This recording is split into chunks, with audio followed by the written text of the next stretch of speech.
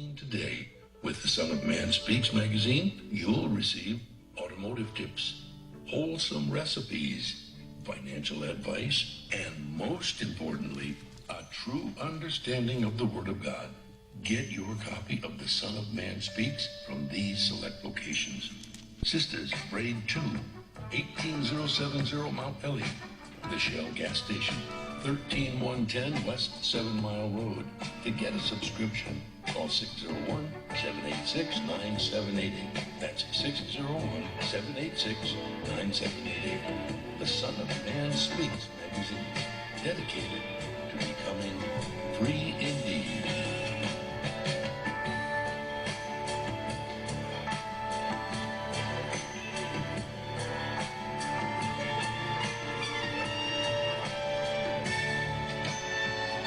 Attention, brothers and sisters, viewers and listeners, now available.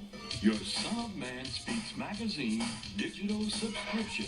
Your digital subscription to the Son of Man Speaks magazine will also include our monthly e-newsletter, both delivered to your inbox. If you have any questions regarding the digital magazine subscription or digital newsletter, you may send an email to Shabazz Printing at thenewnationofislam.com. That's Shabazz Printing at thenewnationofislam.com.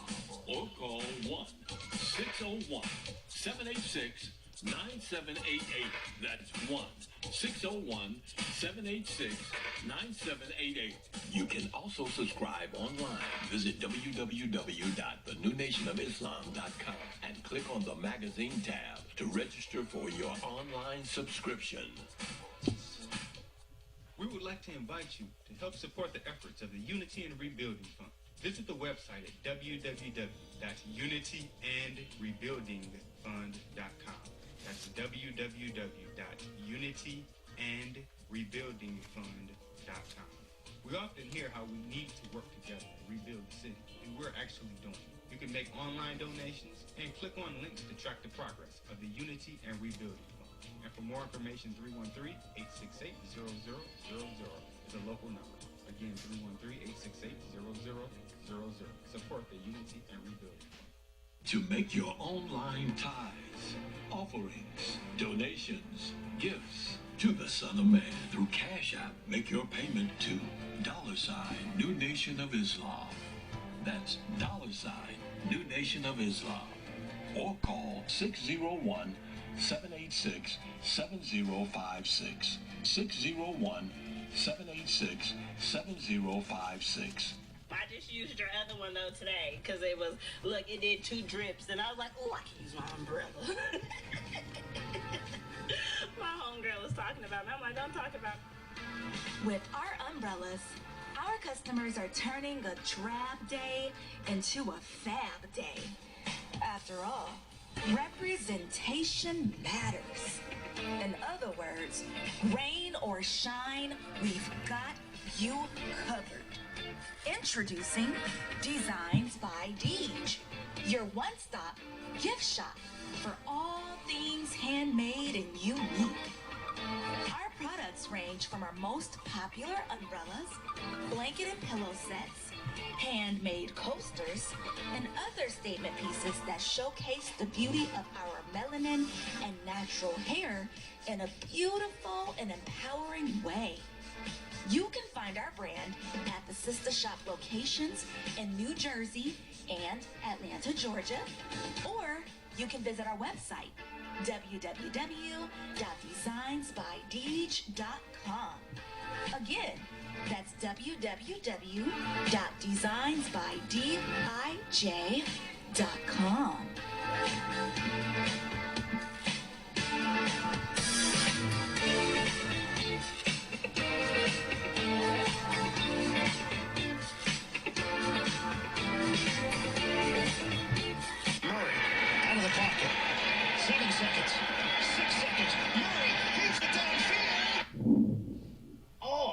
The power's out again. You have reached Quality Construction and Engineering, your #1 emergency generator source. Hi. Power outages can be unpredictable, inconvenient, and disruptive to your life. With a backup generator, your life goes on uninterrupted with power when you need it. Not to mention the peace of mind of having your property suited to weather the storm. Whoever would have thought in Houston, Texas, that we would have an ice storm? It did happen, and that Sunday night when it came in, I got up and looked at the front door. Everything was pitch black. It was horrible. Something out of a novel or a science book that you had never seen before. Once the lights went out, my generator popped on. It ran 55 hours. The only one had lights. Get your backup generator installed with Quality Construction. We install both residential and commercial generators, so you're always covered. Schedule your consultation with us by calling 1-855-876-9370. That's 1-855-876-9370. Or visit us online at www.powerqec.com. That's www.powerqec.com. Financing is available with low monthly payments and 0% interest for 18 months. That was the best investment that we could have ever made. That's my backup, the generator. Generators with Quality Construction, built tough enough to weather the storm.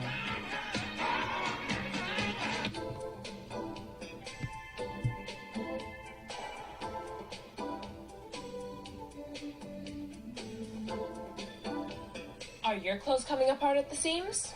Universal Seamstress and Tailoring has got you covered. At Universal Seamstress and Tailoring, we specialize in a wide variety of alterations and transformations to make and keep your clothes looking and fitting their best. From hem jobs to downsizing suits and dresses for a perfect fit to replacing zippers and buttons, Universal Seamstress and Tailoring is your one-stop shop for clothing maintenance. Also, do you have a logo for your clothes you'd like to wear? Universal Seamstress and Tailoring can put it there. That's right. At Universal Seamstress and Tailoring, we not only do alterations, but embroidery as well. Shirts, pants, coats, hats, even bags. If you can wear it, we can embroider it. So remember, whether it be alterations or embroidering you need, Universal Seamstress and Tailoring has got you covered. Universal Seamstress and Tailoring is located at 1404 Main Street, Fayette, Mississippi. Come and see us or give us a call at 601-786-0540.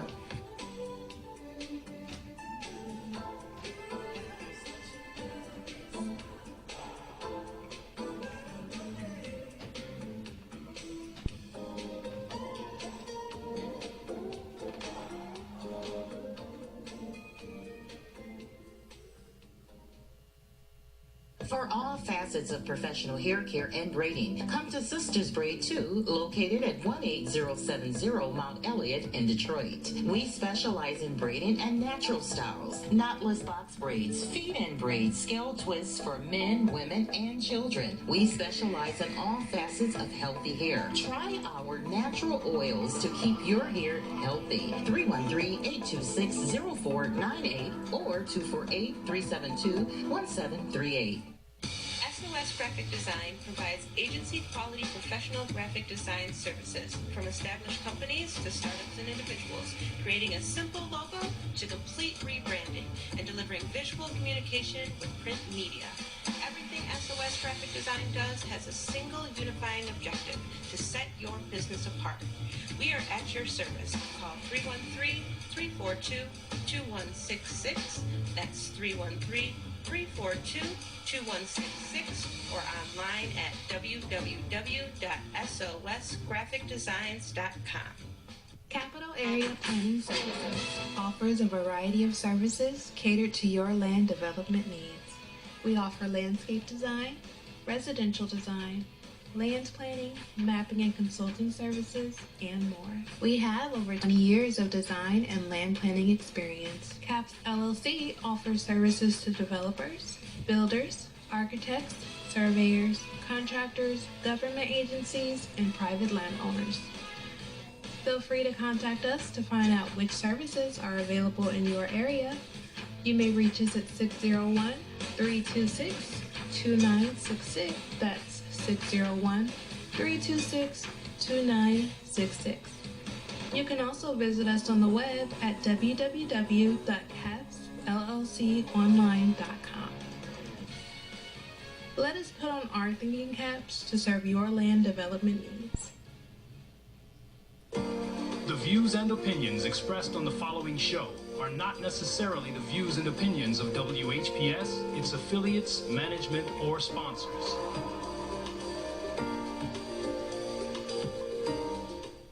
Brothers and sisters, are you tired of reading the Holy Scripture and not really understanding what you read? And if you're reasonably sure, have you ever tested that what you feel you know with someone that has a different view than your own? Then let's talk with one another. Then let's reason with one another on a Scriptural Discussion with the Son of Man every Wednesday at 9 p.m., Friday at 9 p.m., and Sunday at 12 noon. On WHPR TV Detroit Live, 88.1 FM WHPR, and Comcast Cable. Why don't you call and discuss the Holy Bible, and if you have one, the Holy Quran, and come to an agreement about the Holy Scriptures and their true meaning? You can call in live on the air at area code 313-868-4336, 313-868-0342, or 313-868-0351. That's 313-868-4336, 313-868-0342, or 313-868-0351. And now, let's go live with a Scriptural Discussion with the Son of Man.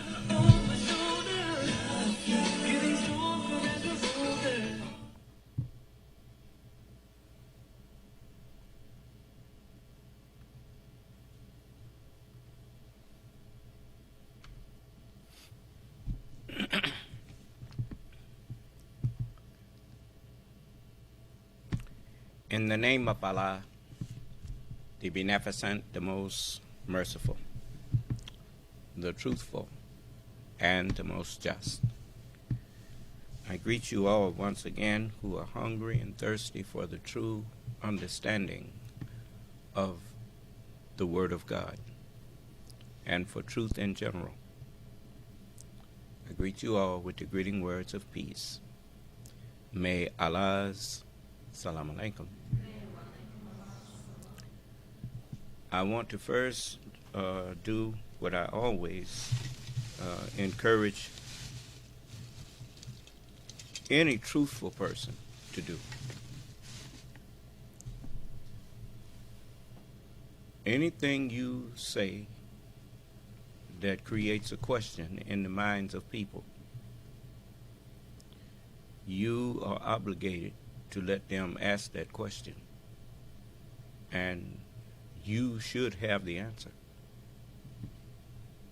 If you don't have the answer, you should be honest enough to say you don't know right now, and then you go and study your subject matter some more so that you can give them an answer, because the truth guides to itself. This is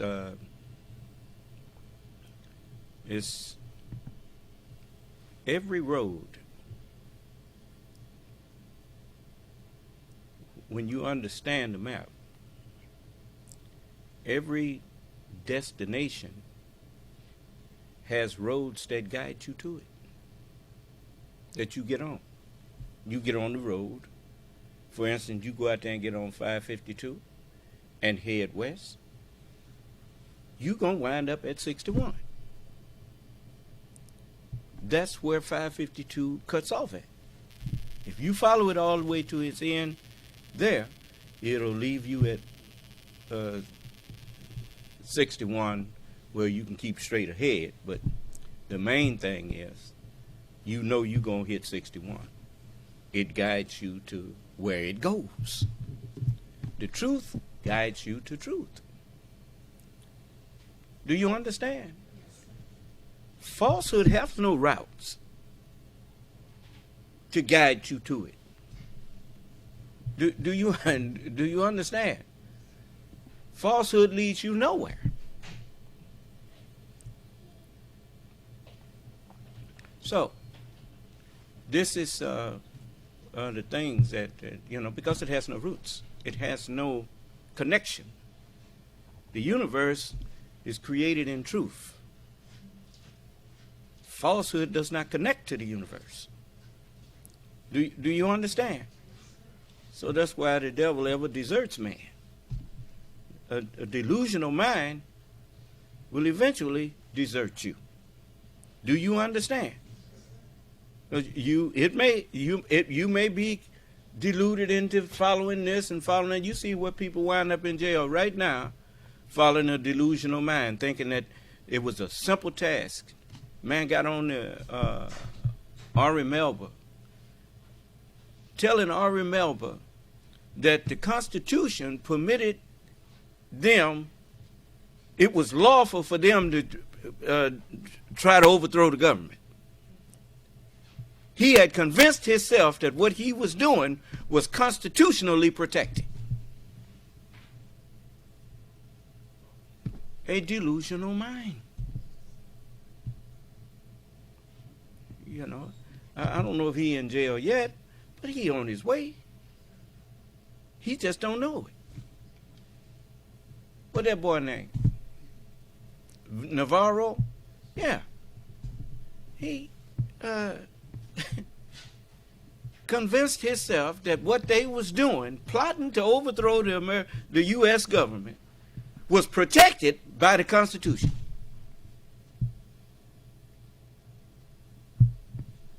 That sounds crazy, don't it? Well, it's just as crazy for people to be talking about the Bible and the Holy Quran protects them and sanctions them committing murder. It's just that crazy. David boasted that surely goodness and mercy shall follow me all the days of my life, and I will dwell in the house of the Lord forever. Even when David's son tried to kill him, David didn't want nothing to happen to him. He didn't go kill my son. Why? I will have mercy, not sacrifice. Do you understand? I mean, it's a whole lot of times, I may have felt like doing something to somebody because I got a history in this country too. I got a history of being in the military, and if I was a pacifist, I wouldn't have joined the military. So now, but as I grow and as I grew, I realized that ain't gonna solve nothing. Do you understand?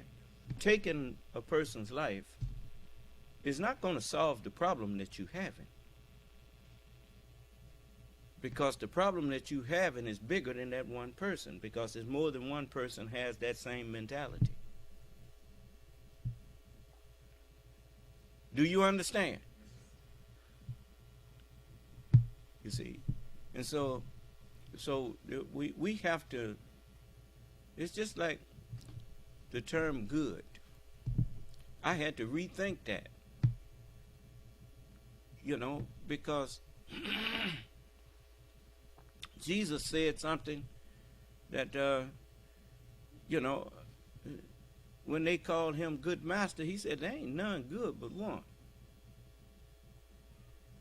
And that is God.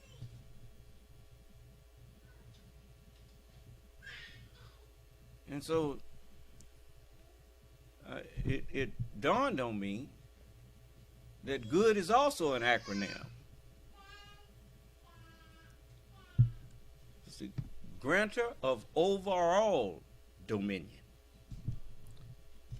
How do you overcome evil?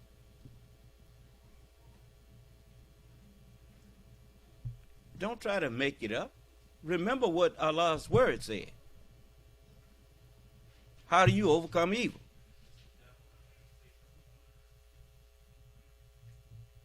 What y'all been asleep? Say what?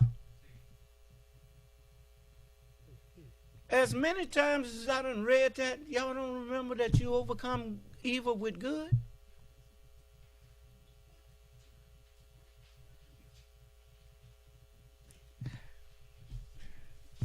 Okay. Well, that's okay. As long as I remember. But that's what that acronym is. Grantor of dominion over all. Granting overall dominion to everyone. The granting of overall dominion. G-O-O-D. And he that's from above, well, he can grant dominion overall. Is that right? So, he's the only one that's good. That is the grantor of overall dominion. And that is God. There's none good but one, and that is God. You see? So he granted all of the messengers, his messengers, he granted them dominion over all. We sent no messenger, but he should be obeyed by all. Is that right? Okay. And then when you try to argue with his messenger, you a loser. A dead loser. What is death? Misunderstanding. How you know everybody's a dead loser when they try to argue with the messengers? Open the Bible and tell me what it means.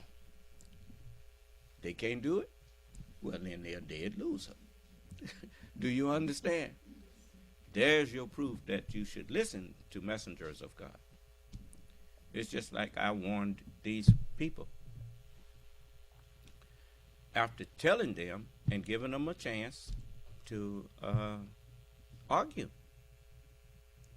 It's not just for you to have a forum and making assertions about people and about yourself, and that forum is not open for whoever disagrees with you. That's not justice. Huh? You don't take a person into court and don't let them put up a defense for themselves.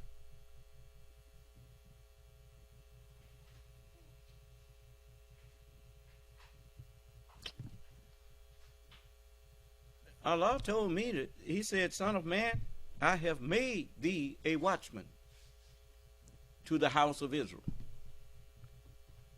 That's just another way of saying to the planet Earth. Because Jacob have been, the dominion have been under Jacob, whose name was changed to Israel for the past 6,000 years. So I'm here, a watchman. You know, the watchman, he sees things, and because he's sitting up high, but he's looking low. And generally, he have scopes and things that he can see, that because that's part of his issue to be the watchman. You understand? He got to see. And so I tell you what I see. And he also told me to give you warning from him. I've been warning you and warning you and warning you that you living in the Sabbath day. Your God who made you, I'm talking to white people especially, because they the ruler. He warned you to remember the Sabbath day, to keep it holy. In the Sabbath day, your work that I okayed you to do. You remember when you said, "My Lord, as you have judged me erring, I shall certainly make evil fair seeming to them on earth, and I shall cause them all to deviate." And you remember what I told you? I told you that's a right way with me. That lets you know that the Lord of the Sabbath day ain't me. That's what he was letting you know. When he come, stop, or you're going to be put to death. Now, everything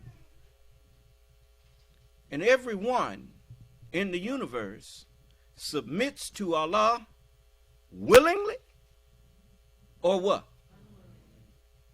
Now, if you don't die willingly, you will die unwillingly, but you will die. What is death? Change. Matter changing form.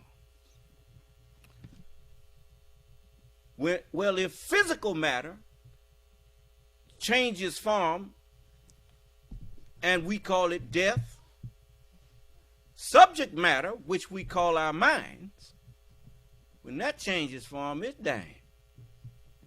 Now what's going to happen is that since I am the resurrection, some of you will die and be made new, a new creature. Some of you will die and wind up in everlasting damnation because you rejected the truth when I shared it with you.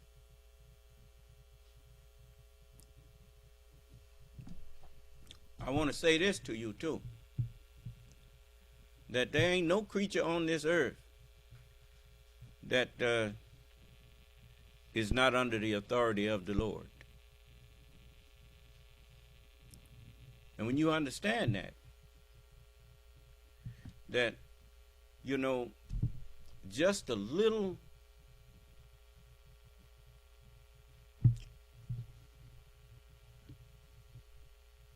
they talk about the oxygen in your brain, for instance.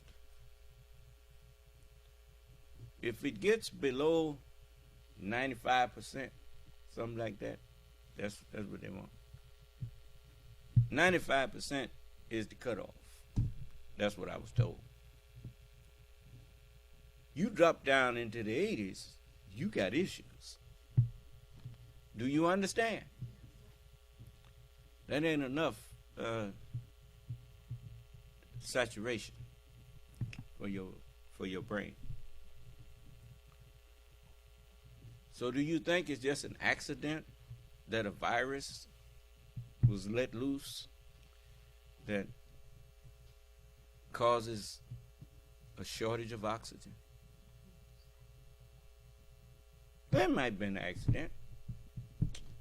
But I tell you, like the man told in Batman when he was promoted to detective, he said, "You a detective now, and you're not allowed to believe in coincidences."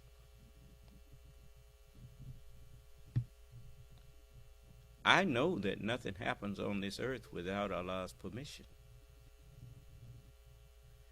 I don't believe in coincidence. So, the Honorable Elijah Muhammad said that when Allah showed him the destruction of the devil in this world, it made him shudder with fear.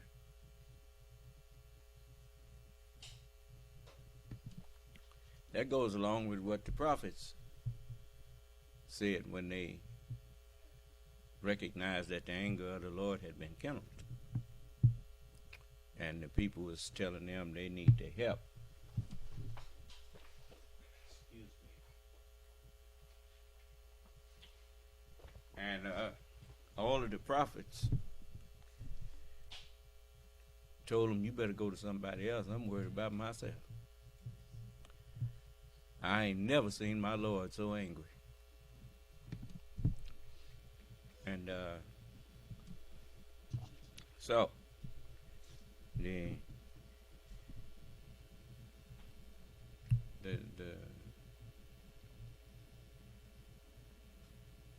one that Allah accepts the judgment of It's Muhammad, all right. It's not the Muhammad of 1400 years ago. It's me. And so I warn you to all warnings generally go. It's just like if they're going to foreclose on your house, they don't address that letter to your children. They address it to the owner of the house, to the grown folks in the house, and tell them this: if you don't get this taken care of, we're going to foreclose. Do you understand? So, likewise, I've spent years reminding you, white people,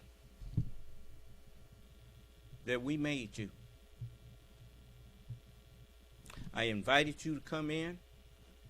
If you didn't believe that or didn't accept that, I even told you youngsters, get your daddy and your mama to come in here and talk to me and tell me the things that they've been telling you, because they've been lying to you. Now, it's time for everybody to know why the book says that we have made it. Like I told you, I dropped that on you the other day, that all human beings came from black people. All of these brown, yellow, and white people, they wouldn't be here if we hadn't made them and brought them here.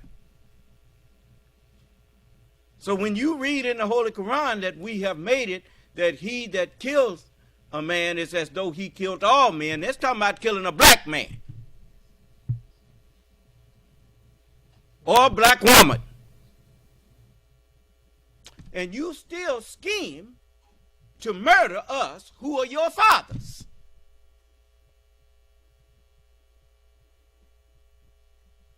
And I told you, I'm sick of that. I'm sick of turning on the television and hearing you get up and disrespect black people.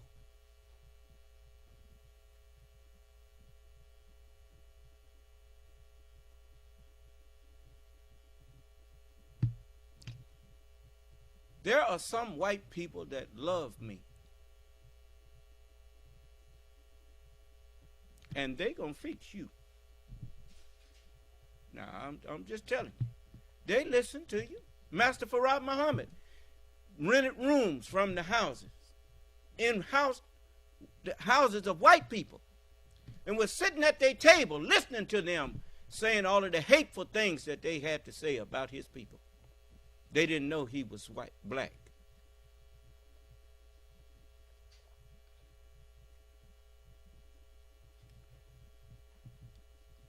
John Brown was a white man.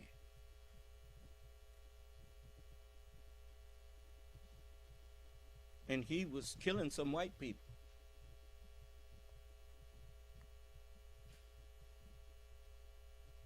To make them let black people go free. That's the history they taught me.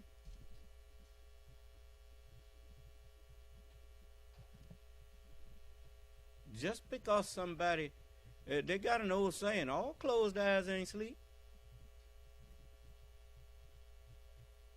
Now, hey, you ain't never said that? Okay. Now, I'm warning you.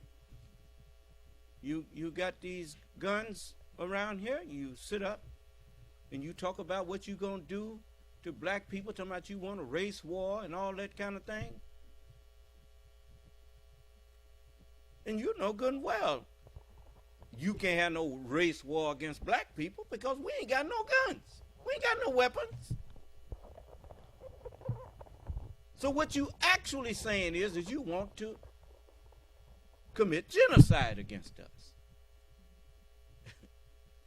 You would like to murder all of us. Wait and see. I warned you about picking fights with people who got more sense than you. Yeah. Have you asked yourself, let me show you now. You had me and my people since we was babies. The only thing we knew was what you taught us. We should have been your slaves forever. What happened?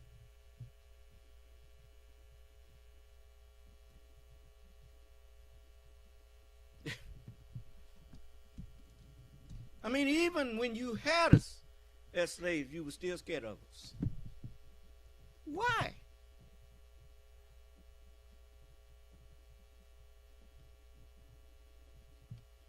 You were scared of us because you knew you could not hold us forever. If we had not brought you out of the cave, you'd still be there. That's the one truth in history he showed you, black brother and sister. You never seen a black caveman.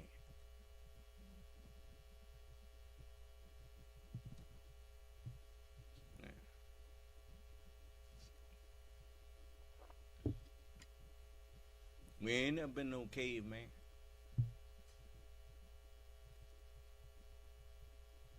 And we brought ourselves into existence from the first thought to use one of the most plentiful elements in the universe to form us up a body out of, which was hydrogen. And, you know, that mixed with oxygen, it forms a solid or a liquid substance that can be made solid and back to liquid again, and then back to gas again. Oxygen and hydrogen, and then mix it with a little elements, iron, nickel, cobalt, and you come up with flesh when you know how to mix it. And so we formed our bodies. We the only created people on earth. Now, I know it's lots of folks listening to me. Now, if you think you can argue with me about it, come on in here and tell me what you know about the history of the human form. We know where you came from. Tell us where we came from.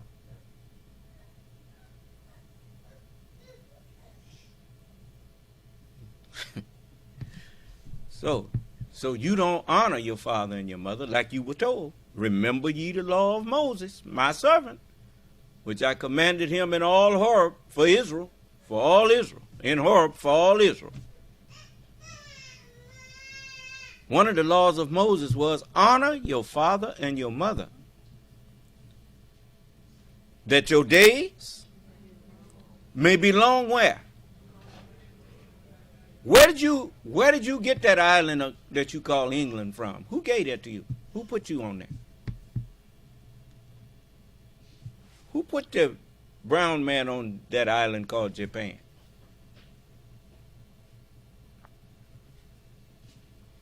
Who put the Chinese people in Asia? Who did that?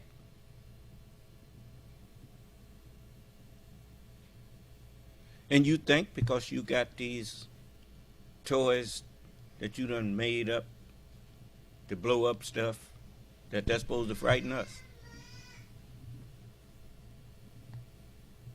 You know them typhoons and stuff that you see in that part of the world? They call them typhoons. Hurricanes and them things. We can whip them up whenever we get ready.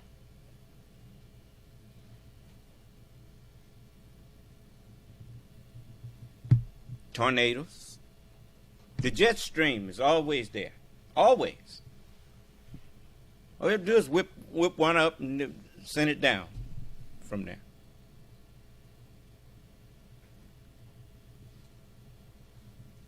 The forces of nature have been ordered to fight on my side.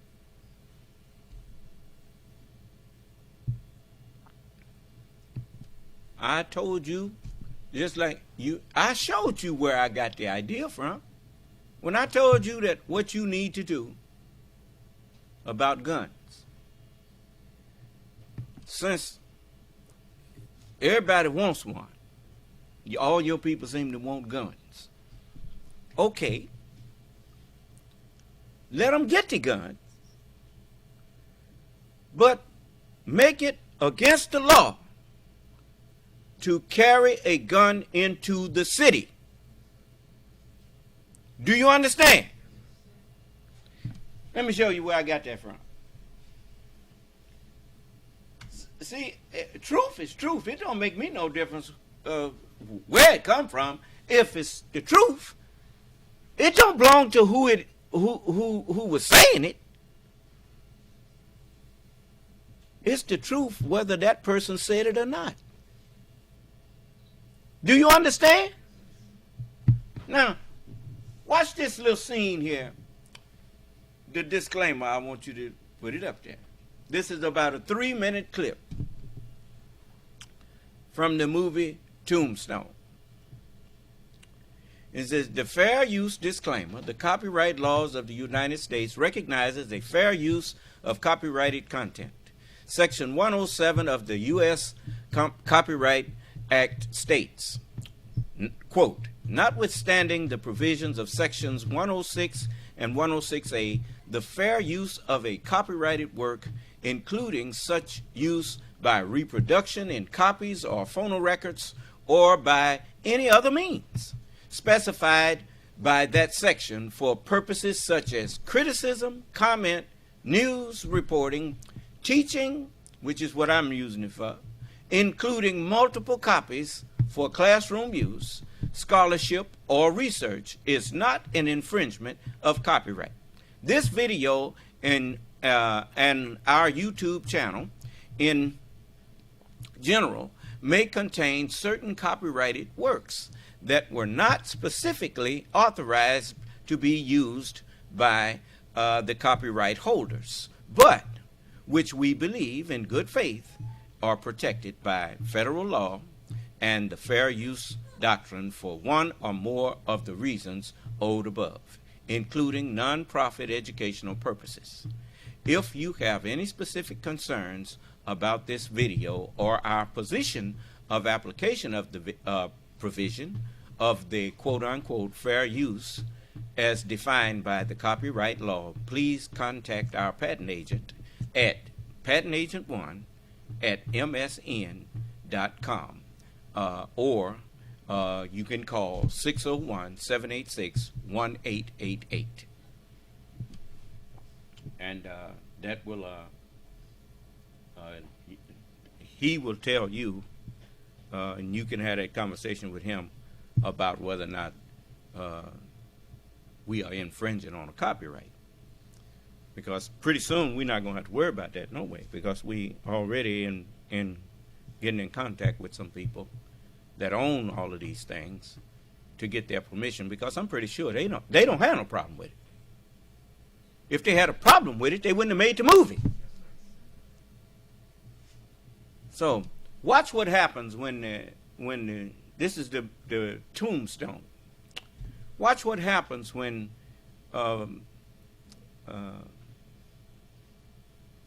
Virgil Earp sees men riding up and down the street shooting guns and stuff, and he looked at this woman trying to raise her children and bringing them down, and one of them almost got killed. Watch what happens.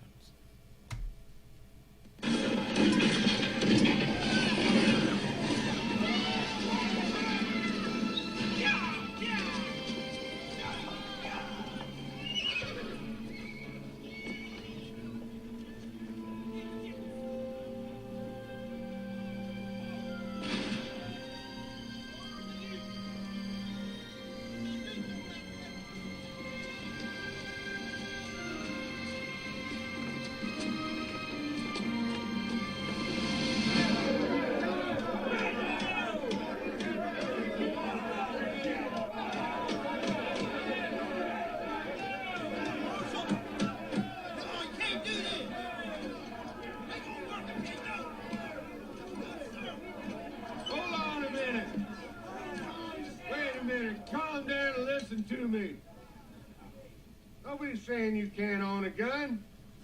Nobody's even saying you can't carry a gun. All we're saying is you can't carry a gun in town. Seems like Hollywood got more sense than Congress. Now, see, unlike you, at least some of you that's viewing and listening to me, it don't give me joy to see any people being murdered. Them people at a bowling alley enjoying themselves with their families and stuff, and here a man come in there and murder them. Because you would not pass some sensible laws that even the Western movies show you that that's the best way to do it. If you're not going to take the guns away from people, at least limit where they can bring them.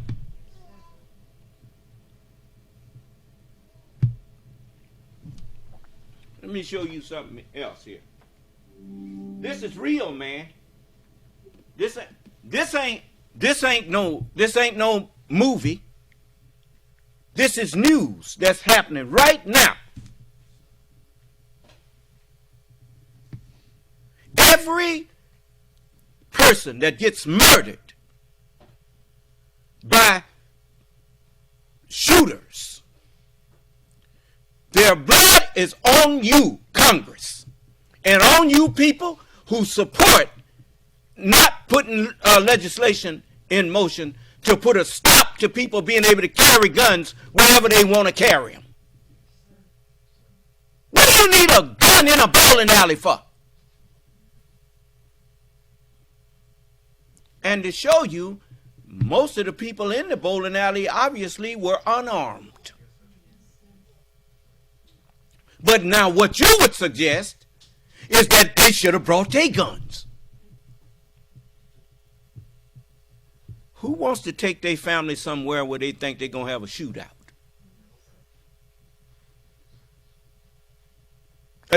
You take your babies in there?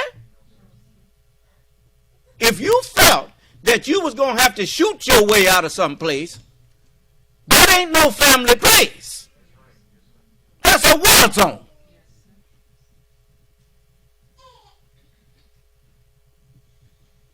Now, white people, you thought you was planning, many of you thought you was planning to kill my people and me.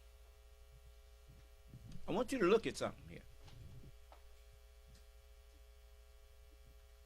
Tonight, a manhunt continues across multiple states for the suspect in Wednesday's mass shooting that left 18 people dead. Teams spent the day scouring the area around Lewiston, Maine's second largest city, sending dive teams into a river and searching from the air.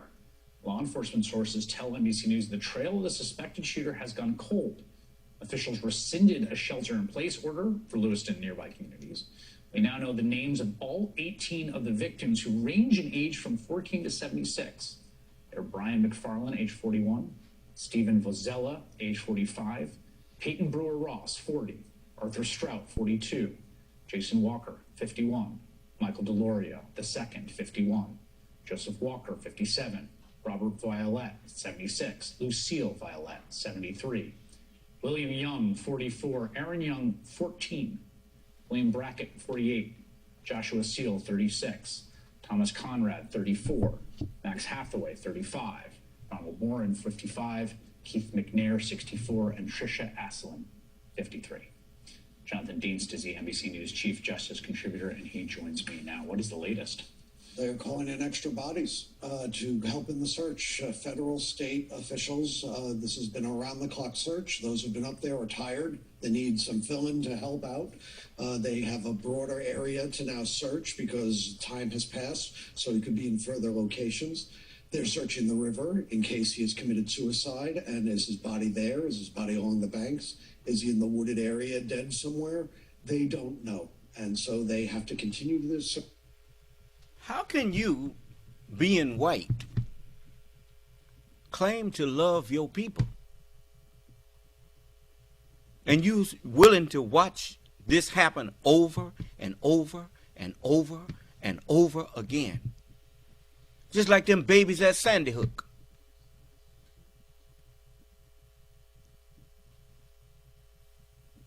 I'm gonna tell you, Caucasian people, you love your people. You need to put people in Congress that love your people. I warned you that you cannot hate any flesh without winding up hating all flesh. I warned you. You just didn't listen. If I hated white people, I'd be lying when I tell you I love black people. Because what happens when I see black people that love white people? Come on, tell me what happens. You're going to hate them too. It's like them civil rights workers that was murdered up there in Canton or somewhere. I don't forgot what part of Mississippi. You remember what Philadelphia, Mississippi? White people was working with the civil rights movement to help black people, and they did them just like they did John Brown. They murdered them too. This is the same people that claim to love white people.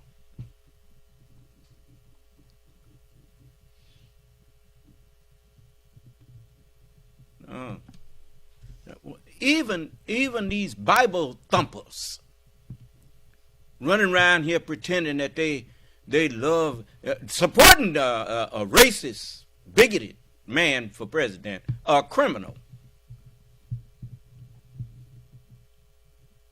who tried to overthrow the government. Let me show you something. If they didn't charge him with insurrection, it ain't because he didn't commit it. He incited an insurrection. Let me show you here. You remember that, what was it, ellipse? They was at the eclipse or the ellipse? Ellipse. And he told the people, take the effing mags away. These people are not here to harm me. Now, out of his own mouth comes his condemnation. He knew they were there to harm somebody.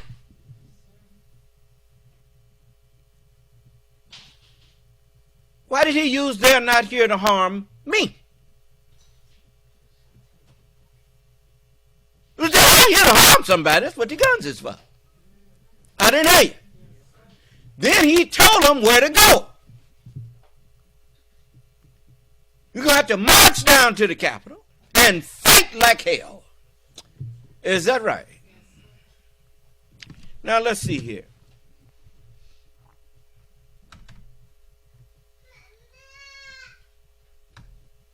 If, I tell you what, if Aaron, y'all scared to get him in court and I'll help the prosecution. I'll come in there. Give me a temporary license to go in court and practice law. I'll go in there and face him and his minions.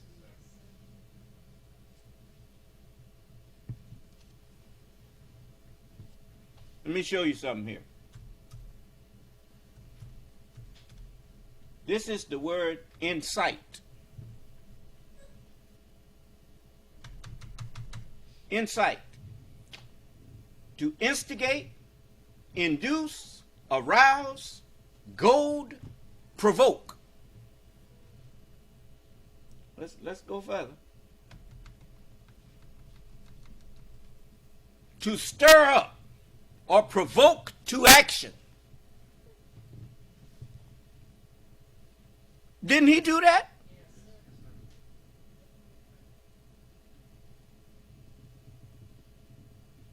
January 6th, be there. Will be wild.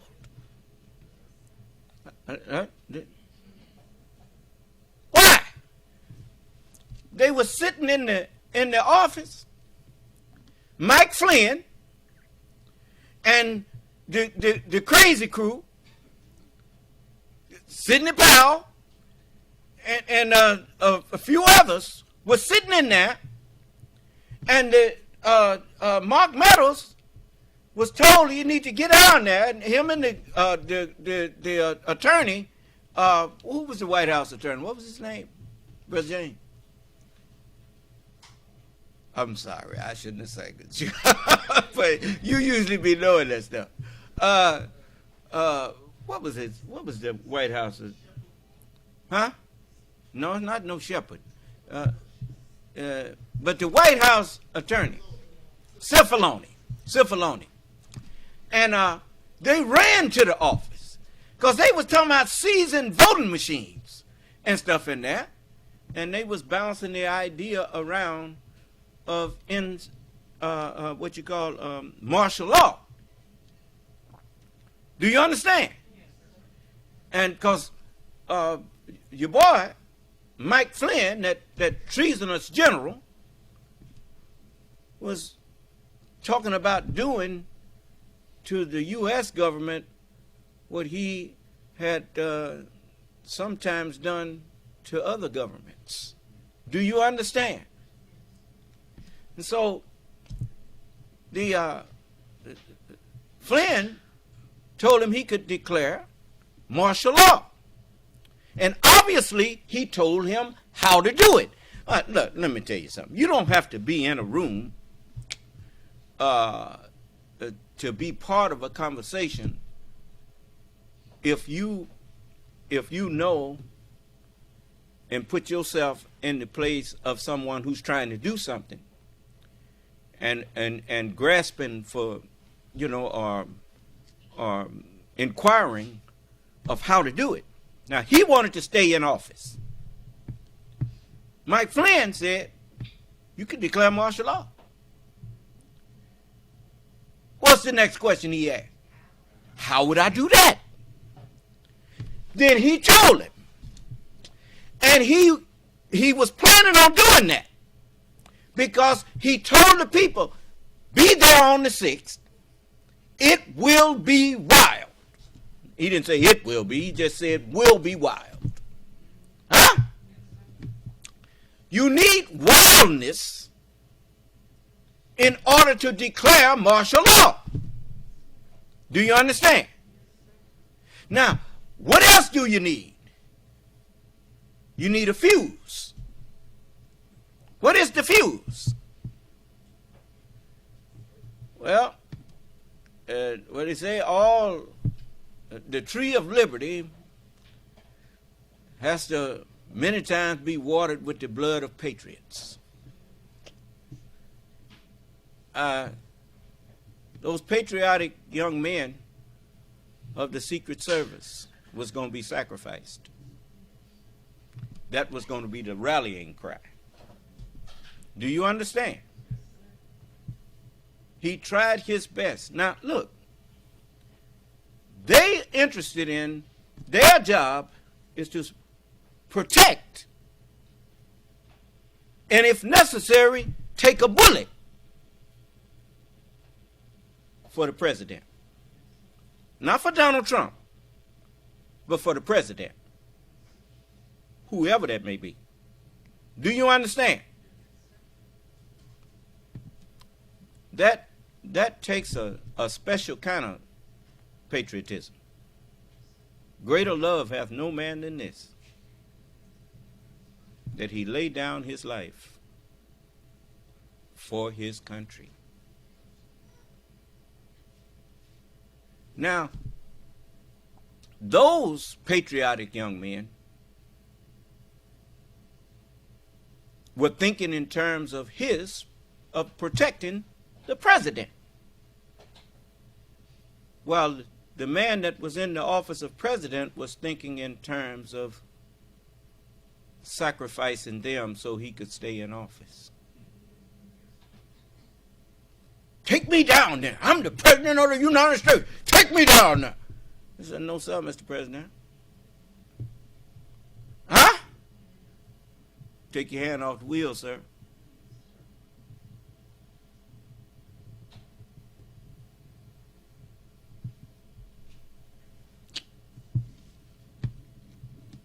Why ain't nobody challenging me and saying I'm spinning yarn up here?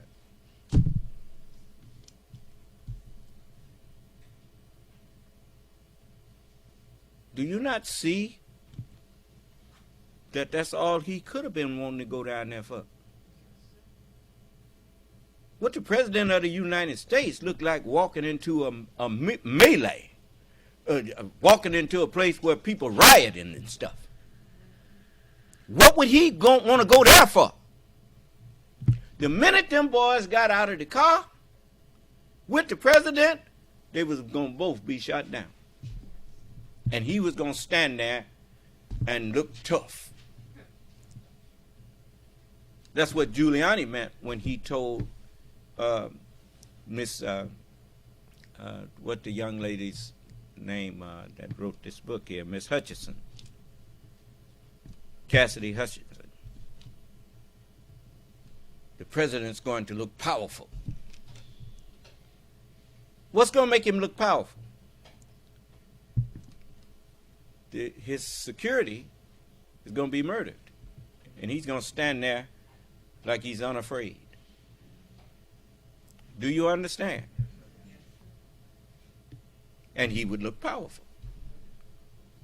And then he would declare martial law and order arrests, and then he would find that the people, a lot of them people that was helping do that, they was going to be sacrificed too, and prosecuted, and he was going to call them Antifa. Do you understand? You see, and then they was going to do a fake investigation after he put all his people in place. You saw he had this fool that Jeffrey Clark was ready to do whatever he wanted done. Oh, they was scheming. They was about to take your government. White people, are you paying me attention? Are you listening?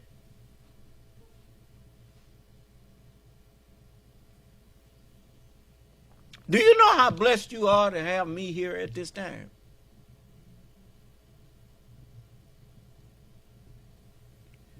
Because y'all memory too short. You know, and if you got a short memory, what that snake tell that woman? Shut up. You know damn well I was a snake when you took me in.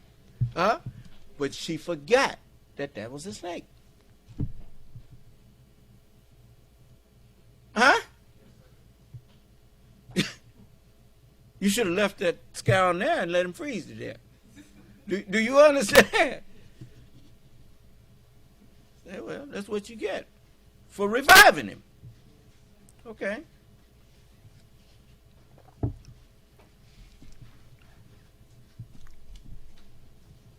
So I'm telling you that you need to let your Justice Department know that you backing them up. And you know, you ain't got to do no whole lot of woofing going on in nobody. Just, you know, people threatening the council and all of these people. You know, they so bold, you know who they are. Yeah. Remember them people. That's all. You know, they think, what? You can just threaten people and get, I tell brothers all the time, look, people threaten you, make sure you make a police report. You know, let the police hear what they left on there. Do you understand? Show a history of what they've been doing. So, okay. Now,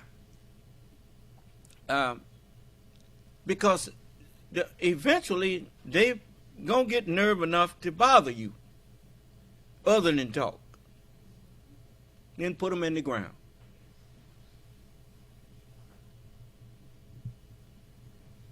Whatever they bring to get you, just take it and do it to them. Allah will let you take it. So, you shouldn't have came at me with that. And most time he'll make them do it to themselves. You know. So this is the day and time where whatever you scheme in the way of evil to do to other people, you're gonna be just like Pharaoh. It's gonna happen to you. You see? Yeah. So I've been paying attention to this, what's been happening. Just because he wasn't charged with inciting it don't mean that he didn't do it. The evidence shows that he did incite it. Now, you know, I don't know what the statute of limitations on that stuff is, but I'm hoping that it come back up. Yeah. So, you know, you have to remember, you know why they call justice a lady?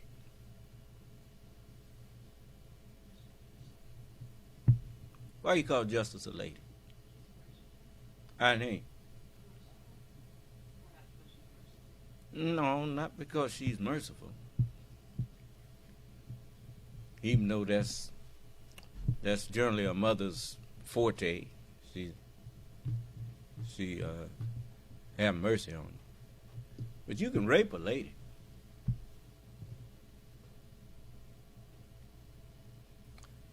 She need a good man around to protect her. You want to go after justice, you go out with a man that won't defend you, he's a coward. Justice will be trampled underfoot. That's why when the Untouchables came up, Elliot Ness and them boys, he wasn't scared of Al Capone. The hell with Al Capone. Do you understand? He you know, I mean, I tell you what, look at, they got to move the Untouchables out. I mean, they had some people on the other side. It's just like that lion and the Bengal tiger. You know, that Bengal tiger ain't scared of no lion. And the lion ain't scared of him. Do you understand? You can jump over here if you want to. So that's, you know, a coward can't keep this. A coward can't keep this.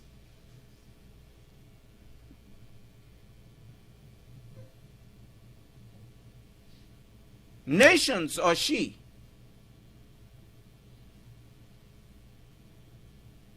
Takes men to protect them and defend them and to uphold them.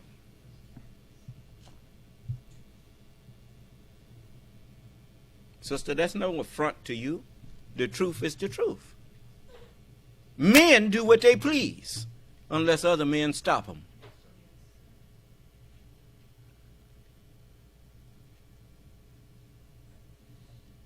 How about it, brother? Yes, sir. Okay. All right. You know, so these people running around here woofing and going on and throwing threats at people for speaking the truth. You threaten it. You gonna run into the right one after a while.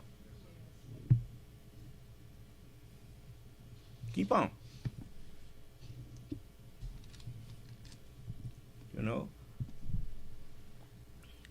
if you don't put a stop to all of this, let's go get a gun. them guns going to put a stop to you. All right. You suit yourself. All right. Anybody got a problem with anything I said? This is the way. Face me and tell me what the problem is. What am I saying that's disrespectful or wrong?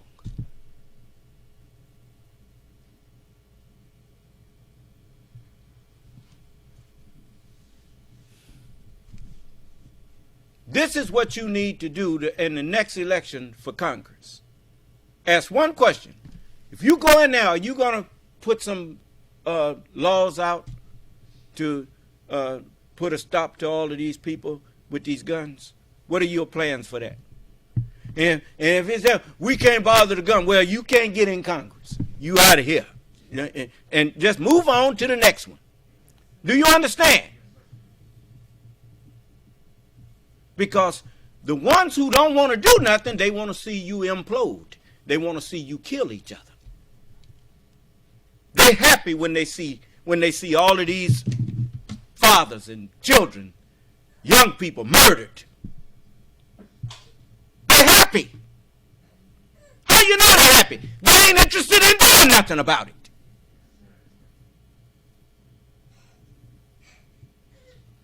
That ain't rocket science. That's math.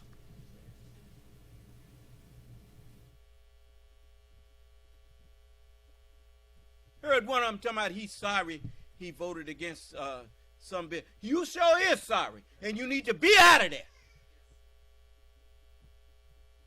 Sorry ain't gonna get it.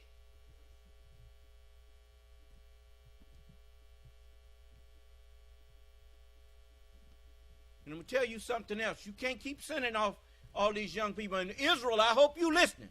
Hamas, I hope you listening. You sending all these young men off to kill people. When they come back, their mind ain't going to be right. The day for that is gone.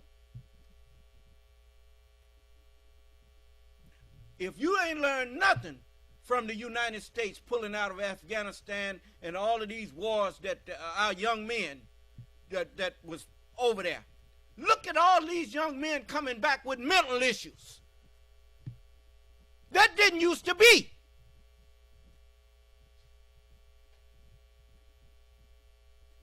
Time for killing is gone.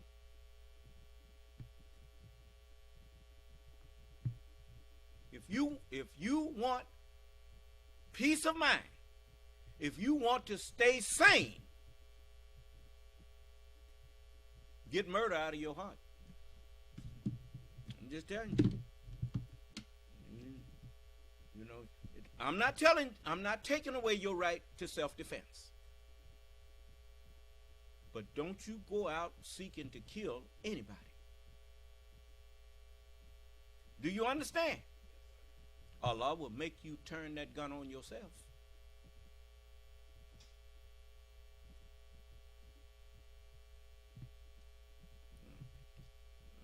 I'm telling you, this is you live in a glass house whether you realize it or not. All human beings have a fail-safe on us. It's called a self-accusing spirit. You hear about people all the time killing themselves, and people say, he didn't seem like we didn't know nothing. He didn't seem like he was having trouble. No, but he was. And he decided, or she decided, that she don't deserve to live, and they killed herself. He don't deserve to live, he killed himself.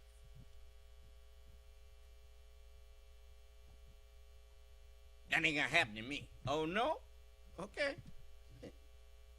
Keep thinking that it ain't gonna happen to you. By the grace of your Lord, you are not insane. The only reason that all of you have sane minds thus far is so that I could talk to you and give you a chance. That's written. It says, and the Word was made flesh and dwelt among us, And we beheld his glory, the glory as of the only begotten of the Father, full of grace and truth. What is the point of me coming with the truth if you don't have time to digest it and make a decision about whether you're going to accept it or not? So even though the time for this world is up, you needed a grace period, so that people who want to be saved out of this world, this is a great salvage yard. People go to the salvage yard to do just that, to salvage parts that would have otherwise been crushed and thrown away, to pull them out of there and use them. I'm here to pull you out of this world. Come out of her, my people, that you be not partakers of her sins, and that you receive not of her plagues.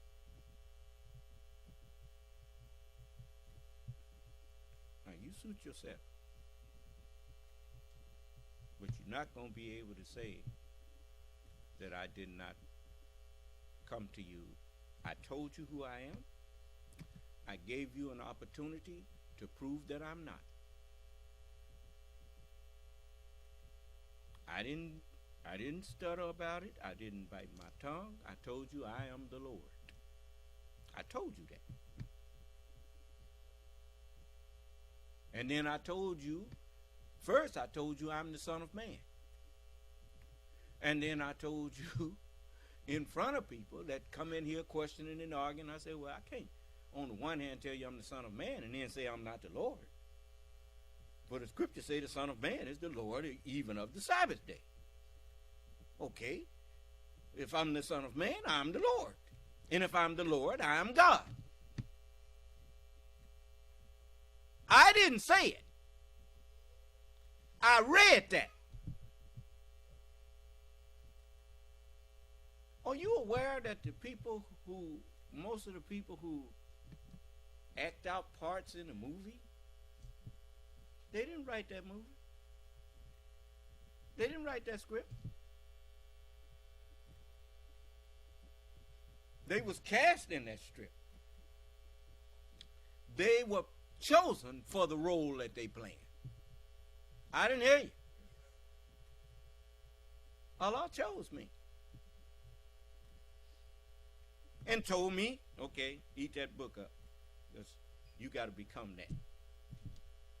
So I ate it, and now I am the book. I am the Word made flesh. It's very important that white people that hear me argue with me, come on, let me hear you tell me how I'm not the Word made flesh, and why not. See, because you've been lying to people, talking about the Holy Ghost got Mary pregnant and produced a child, which wasn't nothing but a lie. You've been out here misinterpreting the scripture, because in your right eye, you're blind. All you have to do is, right eye means your righteous eye, your righteousness, your understanding of righteousness. You don't understand righteousness. That's why your world is in turmoil right now. I mean, look at the people over there. These people have been fighting ever since Israel got dropped off in there. They ain't stopped fighting since. Simply because they don't want to share with each other. Don't nobody want to share nothing. Don't even want each other to live. So, I mean, what? It's like the Hatfields and the McCoys. I ain't finna get involved in that. I sure ain't. No.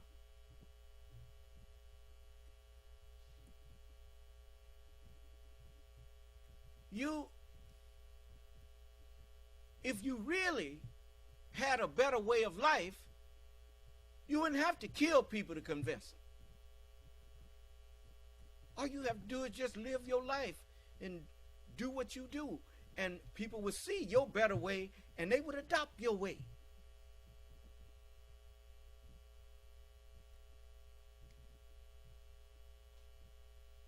You ask the people around here that know me. Do I be walking around trying to convince everybody to follow me? I ain't trying to convince you to do nothing.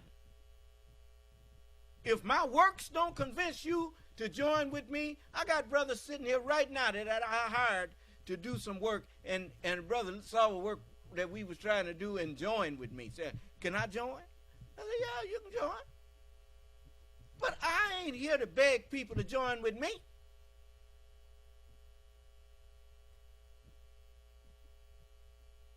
No. When the last time a doctor came knocking on your door and begged you to come let him help you? When last time a doctor did that? Huh? He will offer.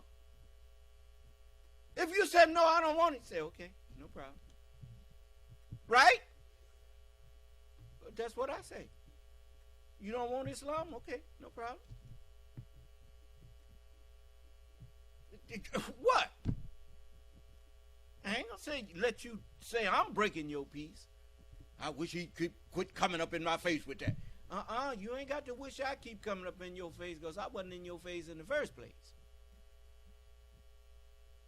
No, I wasn't.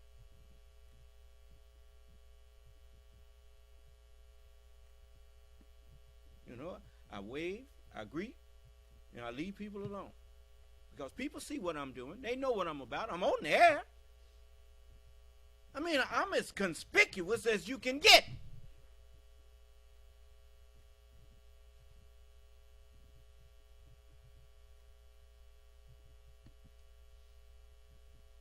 You know, everybody know what I am and where to find me. So, people come to me. I mean, I don't see dollar signs when people walk in the door with me. Like church, got an ATM sitting out there in the I mean, what is that? All you are a trip to the bank for them. I'm not here to rob you. I'm here to take whatever you give me and multiply it and give it back to you. That's what I'm here for. And some of you gave me, and you look around, and next thing you know, I'm giving it back to you. So don't say it. Don't say I'm after your money. The whole earth belongs to me. You notice ain't nobody saying it don't. I mean, am I crazy? Well, how in the world all you sane people can't come in and talk to a crazy man and manifest to other sane people that man crazy? I mean, really? I mean, there ain't no such thing as a crazy man that can sound sane. You notice the longer people talk to Donald Trump, the more they call him an idiot. Even the people that when he first got in there, Jim Kelly, was that his name? John Kelly? He called him an idiot. I mean, when he got, you know, up close and personal and had conversation with him, found out the man's an idiot. Cassidy Hutchinson say his attention span ain't as long as a elementary student. They be giving him reports. Next thing you know, he looking all around the room because he's bored. You know, that man didn't think he was going to win the office of president. He ran just so he could say he ran. When he won, he was just as shocked as Hillary. Do you understand? So, but when he got in there and started doing his thing, he didn't want to leave. Do you understand? Like any child. A child don't want to give up the toy that you let him play with, he get mad and act like it's his forever. Huh? He said president for life. Sometime he'd be talking. He said, president for life. Yeah, that's what he wanted. He can give a tinker's damn about this country. To even suggest that jokingly, you've never heard a president talk like that. They don't even joke about changing this from a democratic republic to a dictatorship. They don't even joke about it. He wasn't joking. He meant it. So, now I'm going to tell you something. He got a site called Truth Social. And we're on there. And I know that the people on Truth Social that really listening to me, they know I'm not lying on him. They know he is a clear and present danger to the United States of America and to any country that he go into.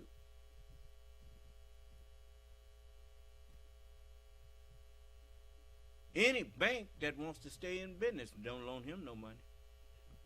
I didn't hear you.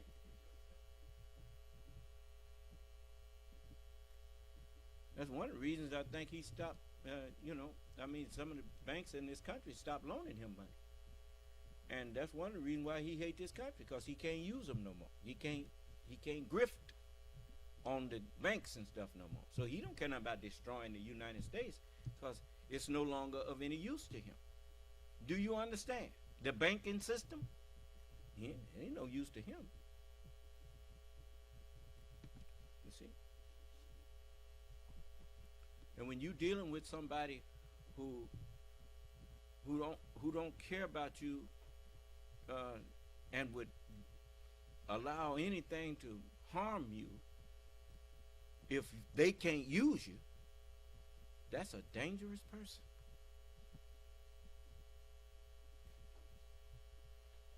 Michael Cohen found out. Michael Cohen once said he'd take a bullet for Donald Trump. And found out Donald Trump ain't thinking about him. Huh? What that woman, Gina Ellis, all them millions that he took up, he wasn't spending nothing on her for no defense after she got out there lying for him. She shouldn't have been out there lying. They want to get up in front of the judge and change the way she dressed, put on some conservative stuff, and try to look like she's a different person than she was when she stand up out there lying. Pleading guilty to lying. Huh?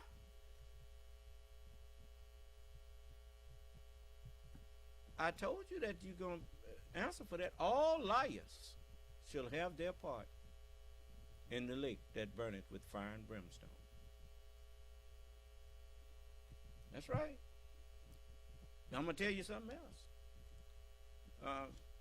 I just well to tell you because the messenger showed it to us in the Muhammad Speaks once. He had people fighting and killing each other on the right, people fighting and killing each other on the left, and had a picture of the messenger of God standing in the center and people climbing out of that situation coming to him. And that was a picture of what's going to happen. That, you know, what is a bullet? See, now I know brimstone is sulfur. Most people, if you look it up, you know brimstone is sulfur. But the projectile of a bullet is a brimstone too. It's crimped around the brim of that cartridge. and it's crimped in there. And then when that fire from that primer, when that primer is hit by the firing pin, it shoots fire out of it, and the gunpowder inside, which is made from sulfur too, but it explodes, and there's a pow, and that stone that's crimped to the end, that projectile, leaves off at terrific speed. And that's why they say war is hell. You notice when people say they're getting ready to shoot at each other, they say, open fire, fire at will, fire and brimstone. And so this is coming. I told you, you can't make a lie out of the word of God.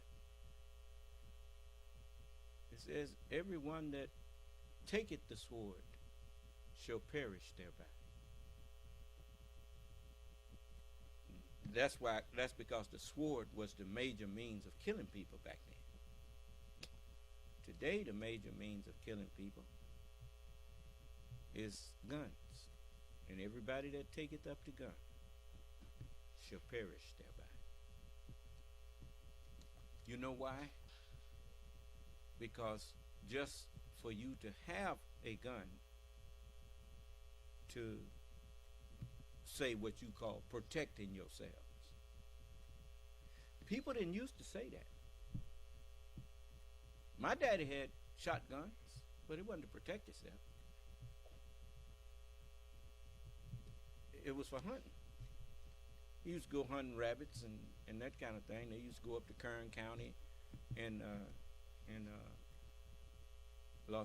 California, and he'd come back with some jackrabbits that he done shot. Him and Mr. Flowers. My friend Rudy, his Uncle John, used to be a big game hunter, and he would not only kill deers, but he would have them mounted, taxidermy, and then sometimes he just had the head, and sometimes he had the whole body, and he stood them up as trophies. But nobody said they had a gun to protect themselves. You know why? Because when you looked at police officers riding around in their cars, you know what was written on the side of them? To serve and to protect. Didn't nobody need no gun to protect themselves, because that's what the police were for. If you felt you was in danger, you call the police. Do you understand? But now, you got people claiming they need a gun to protect themselves. And if you ask them, protect yourself from who? We need another civil war. Oh, I see. Oh, you want to commit murder. I see. Oh, okay.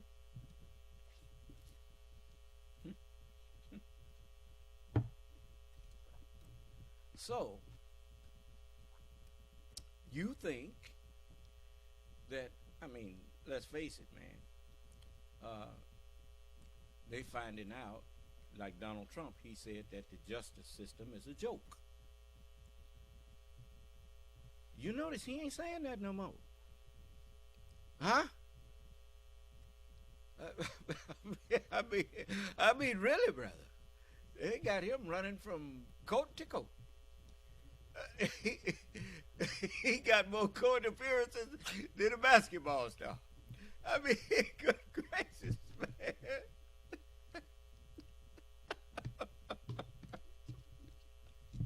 This is that joke of a justice system. Huh? Ain't so funny now, is it? you thought that this country, just the government survived because it didn't know how to enforce its own laws?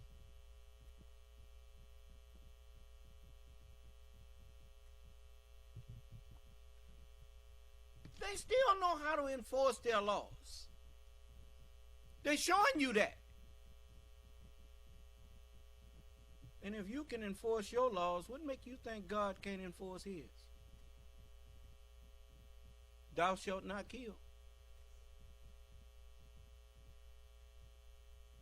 You know, grandmothers sometimes had a remedy for children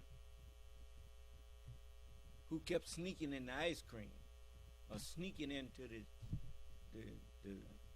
refrigerator and getting stuff that they told them that's enough. Make you sit down there and eat it. Then when you got full, you say, I got enough now. Keep eating. I guarantee you, that broke you. So you want blood, huh? Okay. The scripture said, there shall be blood up to the horse's bridle by the space of 1,600 furlongs. You thought I forgot that? I ain't forgot it. What's the address to the White House? Well, ain't that the horse's bridle? That's where the president, the one who's the chief executive officer of the United States government? Huh? He's over the executive branch? Huh? Now, understand something. Even though they are co-equal branches, his authority is in him. Congress's authority is in the whole body of Congress. Do you understand? He has greater authority. Congress can do something, but if he don't sign it, he can veto it. And the only way that they can override him, you hardly ever see that being done with a three-fourths majority. That means both sides, Democrats and Republicans, have to unite and get 75% to override him. So that man is clothed in immense power. Do you understand? Who started that? Who set that insurrection in motion? You don't have to wonder. When did the people stop and go home? When he told them to. Well, then, who was in charge?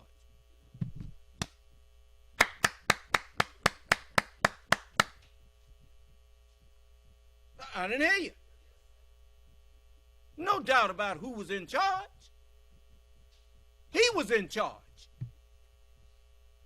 And he showed you that he was in charge, even though he didn't want to. In hindsight, he wished he hadn't came out there and sent him home now. He wished he had, in hindsight, told him, look, I'm going to come out and tell you to go, but don't go, because they're going to know I was in charge. But he was in charge.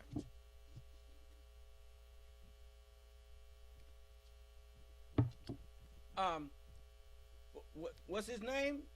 Got kicked out from the speaker? McCarthy? McCarthy knew he was in charge because he told Donald, tell these people to stop this. Huh? They all knew he was in charge. Now, how did they know he was in charge if they wasn't part of it?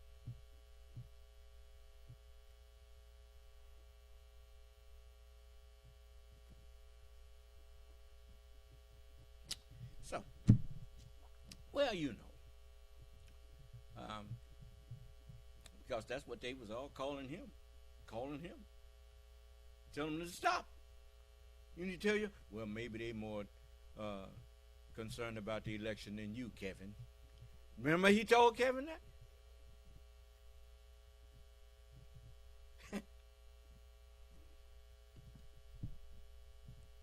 I mean, once you in it, he got you. That's why Kevin ran on down there and kissed his behind. Because he reminded Kevin of the part he played. You knew this was going to happen. You knew what the plan was. That's why they didn't want no investigation done. Because once investigations start, flipping starts. Do you understand? Ain't nobody can say, I ain't going down by myself. And the next thing you know, everybody telling on everybody. So, and the American people come out the winner when investigations start. Because now the American people are finding out that Washington itself was not the swamp. The people who were calling it the swamp is the ones who was getting in there, sinking it, making it a swamp. Do you understand? So, have you ever used the term, I'm swamped? What did that mean? You were overwhelmed and didn't know what to do? What you got up there in Washington now? The very people that they elected to call themselves getting rid of swamp, they didn't know the meaning of swamp. Because now those people are fixing the country and putting it in a shape where they don't know what to do to fix it. And if they do know what to do, they ain't going to do it. They want the government to look swamped so that you will want to get rid of it. I'm just telling you, that's the plan. You heard that boy get up there. I just want to see it glow, dude. You just want to. What did the Joker say? I'm a dog chasing the car. I wouldn't know what to do if I caught it. Just chaos. He wants chaos. Well, as far as he's concerned, he ain't got nothing to lose because he already poor white trash. And if he can be a henchman for a tyrant king and eat free and all he had to do is beat up people, he'll be happy. He'll be a happy camper. I mean, really, man, this is some stuff. Why are you laughing, son of man? Because they'll show you how small these people's minds are. I can't believe that these people was ruling over me. I had to be dead.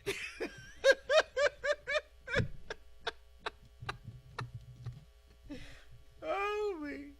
But, ain't no way you could have ruled me if I had been woke. No, buddy. So, but now it's time. So, before I go further, I want to hear from white people. Any of you want to talk with me? Because you got people that I heard Minister Farrakhan say we're going to pay them back for what they did. Pay them back for what? It was us who ordered them to do what they did. You ain't got no payback to do to him. No, the messenger said it. They just didn't listen. They said, if we have an enemy, we don't go after his product, we go after the maker. And asked him, why did you make an enemy for us? He said, because he was in you, and you didn't know he was in you. So I brought him out of you and made a farm for him. Before we could pour that foundation out there, we had to build a farm to pour it in. Do you understand? So we built a white man to pour evil into. I put it like this: to pour a mind that was void of spiritual insight. Do you understand? And that's what you notice. What's the prefix of evil? Eve. You notice when the sun is on the horizon, whether in the east or in the west, what do you see there? We call it, when it's in the west, evening. Is that right? And it's in the east, we call it what? Morning. Is that right? Okay. So you need both to have a full day. The evening and the morning were the first day. I didn't hear you. All right. Now, when you look at morning, that's the beginning. And the evening is the what? The end of a day. Is that right? Better is the end of a thing than the beginning. Huh? The first man, Adam, the morning. The last Adam, the evening. And the two together make one new man. Do you understand? And that's the new man that's standing here talking to you. Or you wouldn't be hearing this. You ain't never heard nobody put it like that before. Well, then I rest my case. You wouldn't have been hearing it if I wasn't here. Because you didn't hear it before I got here. All right. So I'm here to bring you out of darkness, which is another way of saying ignorance.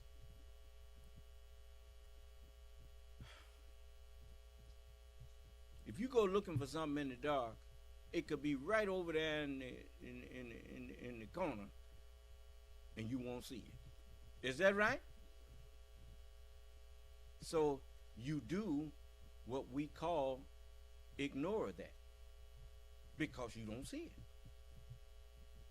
it. Ignorance. Darkness. Things that you notice, if I hadn't brought all of these circumstantial situations, because of my memory of that circumstantial evidence, I showed you the guilt of Donald Trump, that he truly did incite that insurrection. And to finish off the fact that he incited it, when he decided that it was time for them to go home, he stopped it.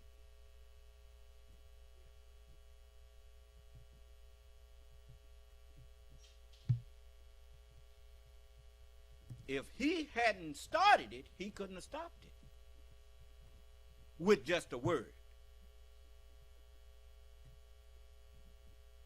If he hadn't started it, he would have had the National Guard over there as soon as it got started. But he didn't call anyone. And the boys that came up there, they had said, they had been texting each other and talking to each other saying, we will outnumber them. How did they know they was going to outnumber the Capitol Police? Because they wasn't worried about no reinforcements coming, because they had already been promised that there wasn't going to be no reinforcements.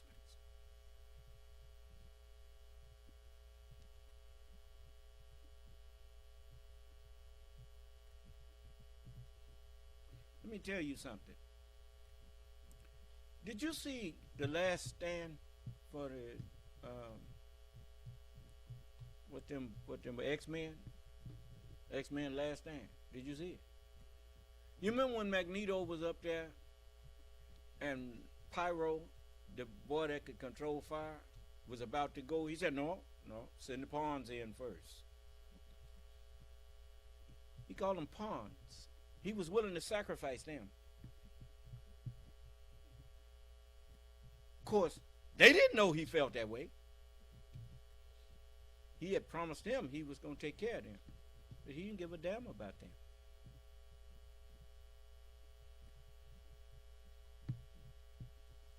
You see?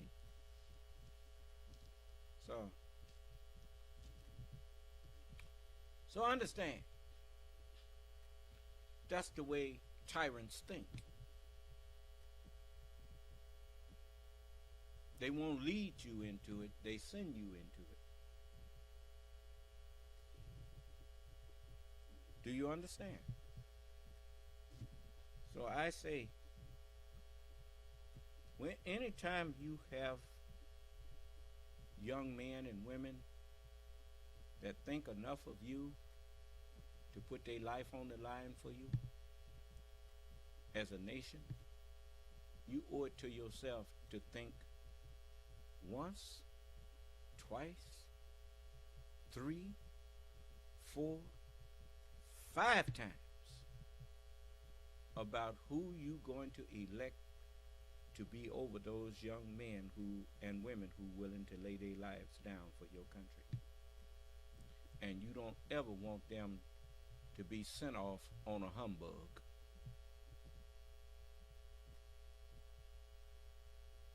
You do not waste their lives.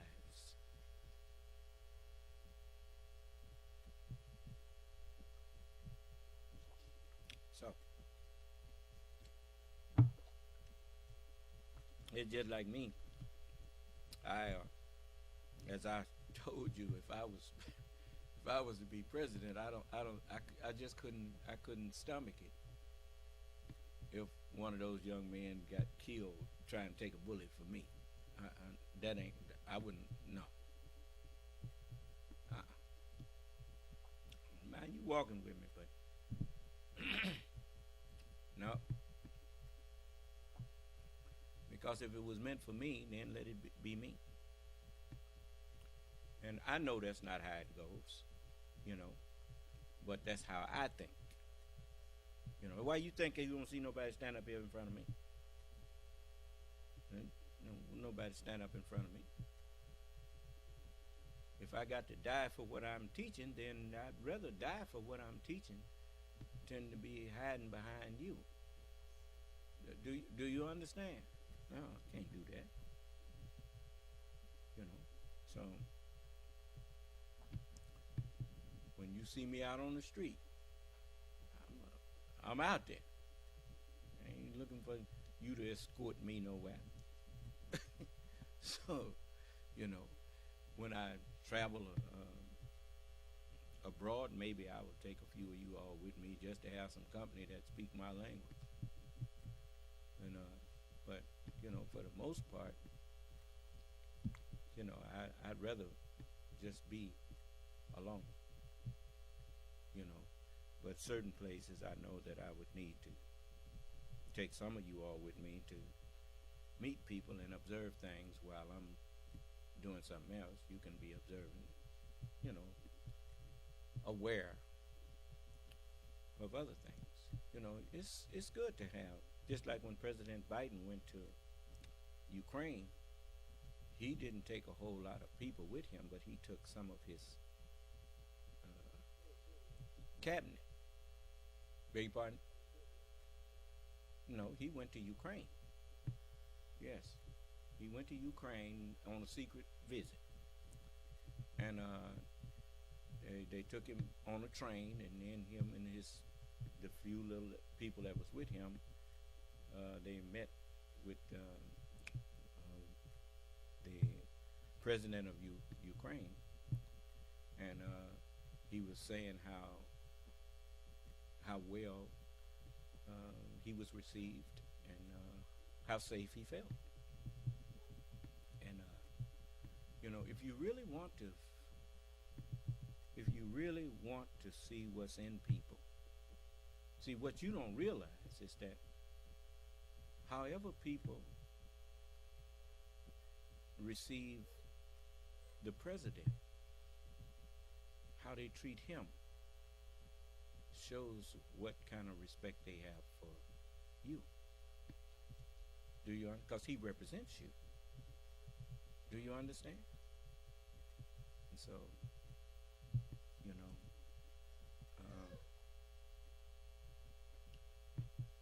you should never, like this Congress here. You have never seen a Congress just outright try to thwart or hinder a president from doing his job.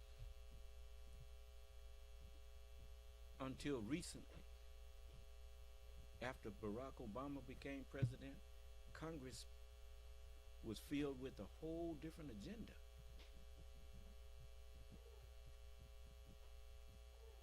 They used to mean it when the President of the United States walked in to address Congress. All of them got up and clapped, and they would receive him with respect and honor, true respect. Because this was the head of state. This was their chief executive officer of the government. And, you know, you got some of them walk around in Congress acting like they are co-equal with the president. They are not co-equal with the president. Congress is co-equal with the president. No individual congressman is co-equal with the president.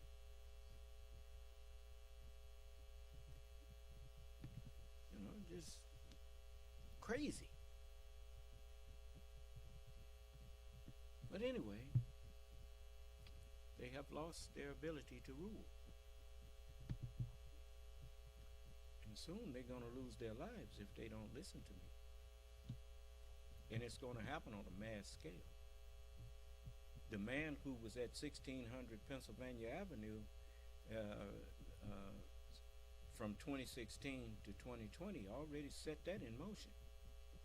He set in motion all of this chaos that you see. People buying guns and stockpiling weapons. They're not stockpiling them so they won't have to use. They stockpiling them to use them.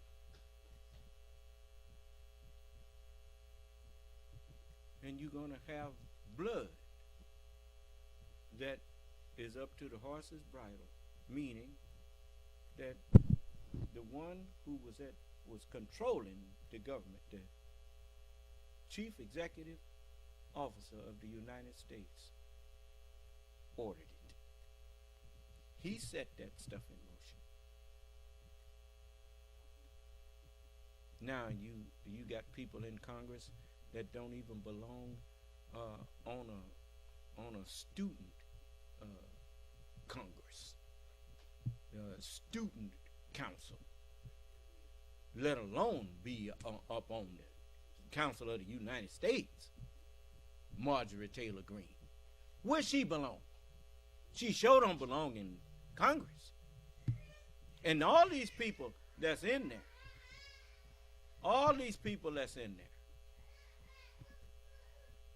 that's you know, when have you heard of a few people kicking the Speaker of the House out? Just crazy stuff.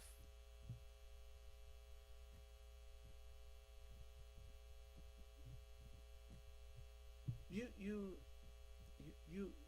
witnessing things that you've never witnessed before in this government. The dysfunction that you see. It's because reason is becoming impossible. Because insanity is slowly taking up residence in the minds of people in high places. insanity. That's what thirst and hunger for power, for the sake of power, will do to you. It will drive you insane. They have power and ain't doing nothing, but yet they want more power. Man was asked about Crooks, Santos up there. He said, well, we got a slim majority. In other words, we gonna keep him in here. I know he a crook, but we gonna keep him in here because we already ain't got but a slim majority, and if we lose him, we gonna have an even slimmer majority. So they just want that power. To do what? To have the last word. They just want to have the last word on anything. Don't want to do nothing, but they want to be able to say no to whoever want to do something. Do you understand? And you and I sitting out here looking at it, they think we stupid enough to think that it's the government that's dysfunctional instead of these people in there trying to make it appear to be dysfunctional.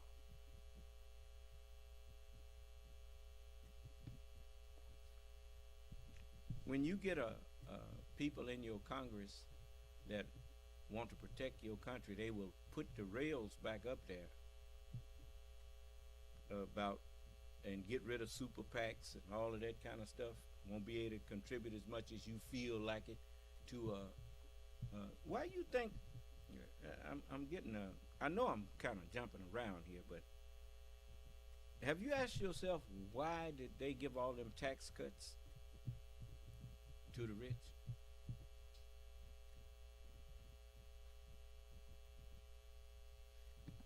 The reason they gave the tax cuts to them is because the money that they was paying in taxes was helping the Treasury of the United States. And in order to put their own people in there, they was having to spend more money on elections and stuff. But if you give them tax breaks, then they ain't got to spend their own money no more. They're taking money out of the Treasury of the U.S. and putting crooks in Congress to destroy the U.S. Do you understand? And they're doing it with your own tax, with your own money. That should have been going for the Treasury of the United States. You see? Oh man, they've been busy. So if you want to let it happen, I'm talking to white people.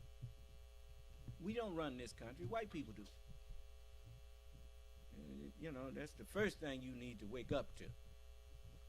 This is the white man's country. And I don't want it. I don't want to take over his country. I want my own. You walk in somebody else's house, they got a nice house. I'm gonna take this. Nigga, please. That's why they don't want you in there. Cause you want to take the man's house from him. I don't want to take this man's house. I want my own. Why can't you just rejoice with people that have something nice without trying to scheme and see if you can make them give you some of it? No. Go build you one.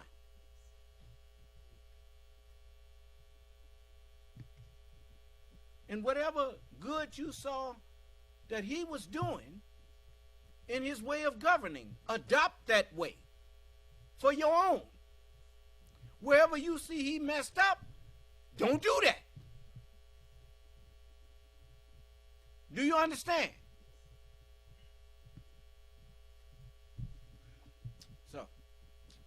So they got a good thing going here. They just ain't holding on to it. That's what Ben Franklin told him. He said, if you can keep it. Why? Because there ain't no good woman that you gonna keep her good if she ain't got a good man to help keep her that way. Men drag women down, man. You ain't never seen that? How many of y'all saw Sparkle? That wasn't just no movie. I seen that happen many times.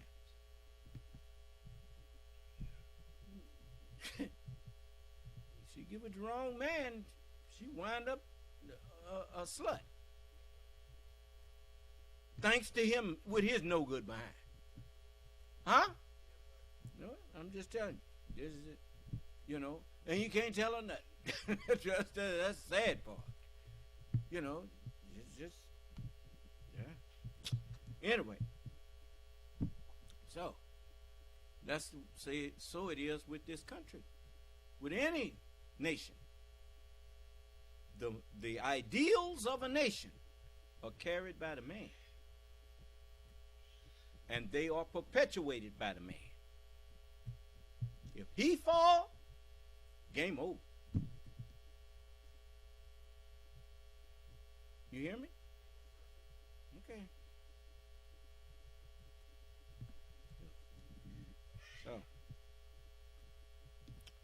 So, if anybody know that, we know it.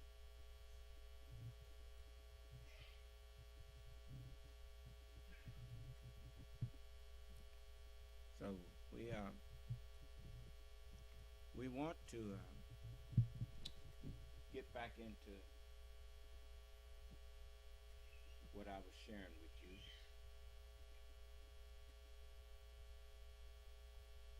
Was from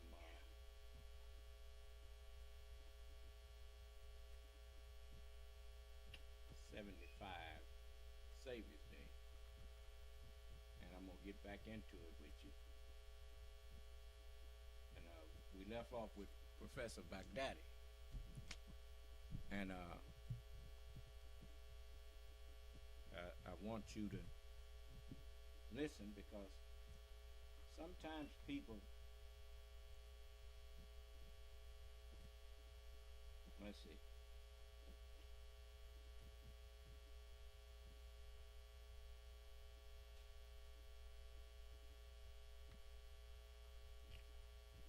sometimes people, as they speaking, I remember once the Honorable Elijah Muhammad said, "We cannot say to you that which we do not know, lest time will prove us liars." Do you understand? They said they loved us more than they have loved themselves. Then why are we still over here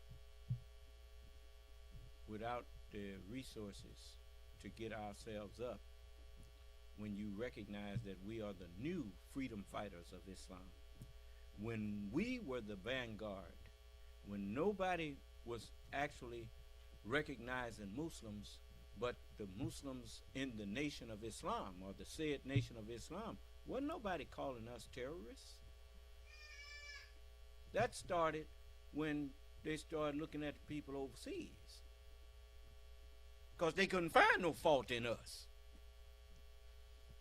Couldn't say we was terrorizing nobody, because we don't carry no guns. How you terrorizing anybody if you don't have no gun? I mean, how you do that one without a weapon? How you terrorizing somebody? So they couldn't say that. So they wanted to take the attention away from us and put it on people who thought jihad is a blood war. When jihad ain't got nothing to do with shedding nobody's physical blood. Jihad is a fight that we do every day, all day. The evil that's in us and the good thoughts that's in us is steady battling for control. And we have that jihad every day. Do you understand? And so this stuff that they talking about going and blowing somebody up or whatnot, that's not no jihad. That's murder. That's the fight in the way of the devil. An illusion that they have, or delusion that they have given themselves to think that they're doing something holy by killing somebody. You got people that still think that cut the hand off of a thief means chop somebody's hand off.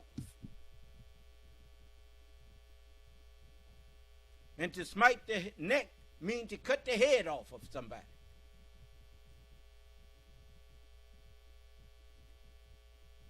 That's not what we do. To cut off the hand of a thief is to refuse to help him. You don't ask people to give you a hand before. Hey, man, lend me a hand over here. I want to go rob this guy. Man, they ain't going to help you do that. They ain't going to help you rob nobody. Get out of here. That's cutting off his hand. Cutting off his head by smiting the neck. What connects the head to the body is the neck. Well, what connects crooks to the body of humanity is what they teaching. Attack what they teaching and show the people that what they teaching is false. Then you cutting them off from the people. Do you understand? We take truth and we hurl it against falsehood so it knocks out its brains. And lo, it vanishes. So I want you to understand that we are here with the whole truth. And the truth has come. The true understanding has come, and the false understanding must vanish. Do you understand? Okay.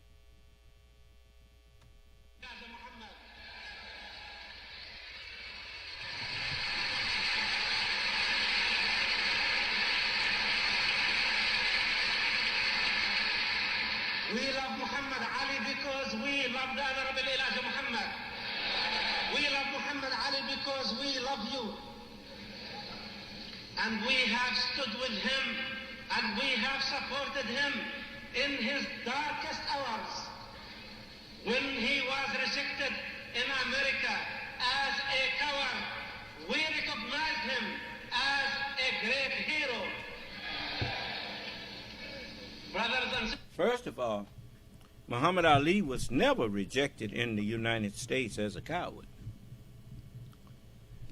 Nobody ever thought Muhammad Ali was a coward. The military wanted to induct him, and he told him he wasn't going over there and shoot no Vietnamese, no Viet Cong, or nobody. And he said, them people over there ain't never called me nigger. He said, you want me to go over there and fight for you, and you won't even stand up for me right here in America. When I want freedom, you oppose me. When I want justice, you my opposer. When I want equality, you my opposer. I said, no, I ain't going to fight nobody for you. I'll go to jail. But I ain't going to no war for you. Do you understand? And I was in the Marine Corps then. And I didn't get mad. They were talking about, he ought to go in, Joe Louis. I said, I thought that's what I was here for. Now, I wasn't even practicing Islam at the time. Obviously, because I was in the Marine Corps. And, but I had sense enough to know that if me being there was for the land of the free, the home of the brave, well, if he exercised his freedom to not join, I volunteered. I wasn't drafted. I volunteered.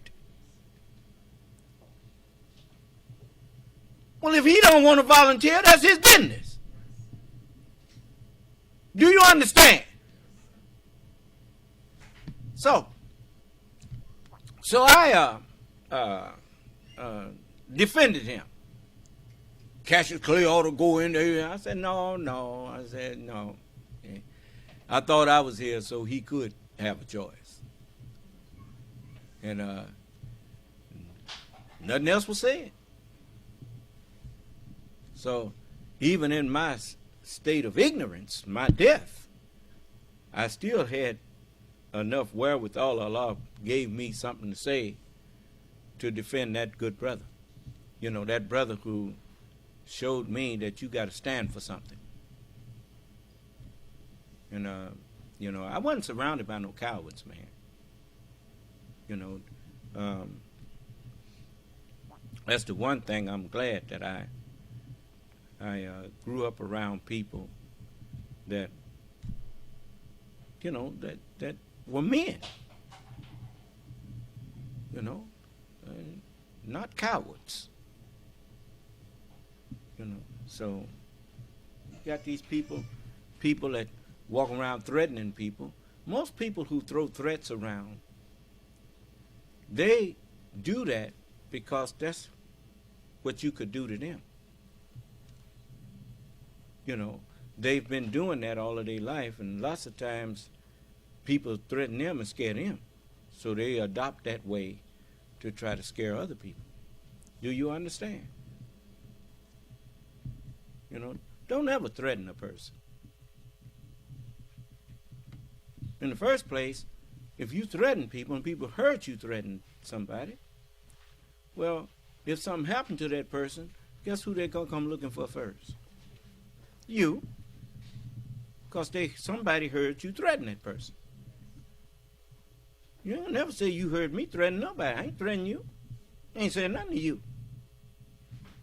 No, you leave me alone. No, that's best you gonna get out of me. Leave me alone. Yeah. Okay. The Honorable Elijah Muhammad has told me that when he visited Jamal Abdul Nasser, the great African leader, requested him to stay as a permanent guest in a palace in Egypt.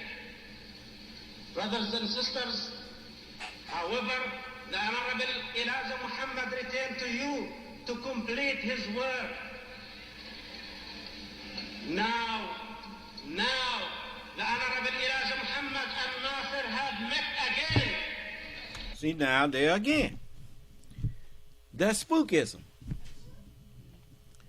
The Honorable Elijah Muhammad and Nasser ain't met again because the Honorable Elijah Muhammad had passed away. And he told you that when you died, you don't know little man jumping out your body going nowhere. He said when you died, that's you dead. The Bible say that. The Bible said when this is in Ecclesiastes. You notice that's why they tell you got to throw away the Old Testament. You know if you you know that's what they've been telling you in church, that we ain't living in the Old Testament no more. You know why? Because if you go to the what they call the Old Testament, you find out that they lying to you about getting some reward after you dead. Turn to the 9th chapter of Ecclesiastes. In the 9th chapter of Ecclesiastes, it says, starting at the 4th verse.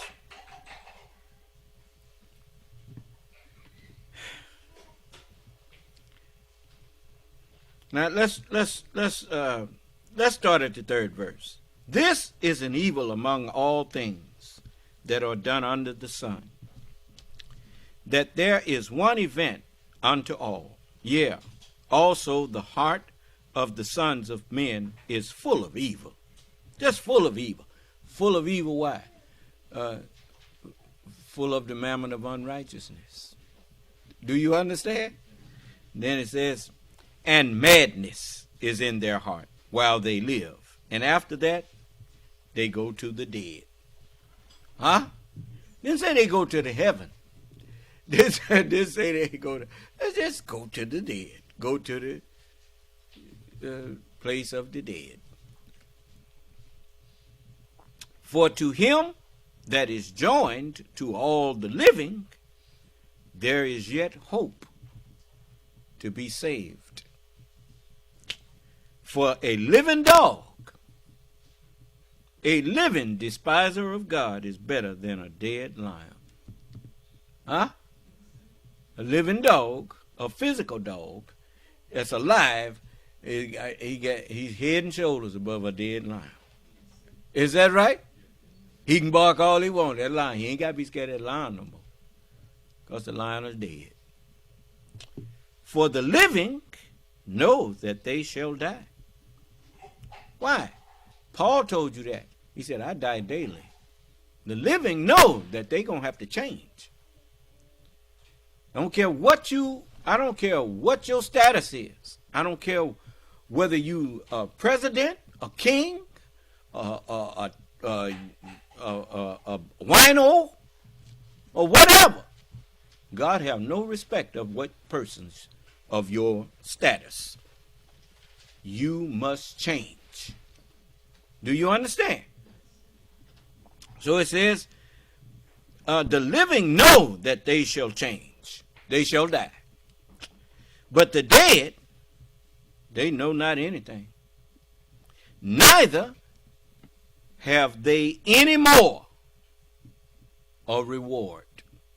Remember, Jesus told them people, said, God ain't no God of the dead, but of the living. Huh?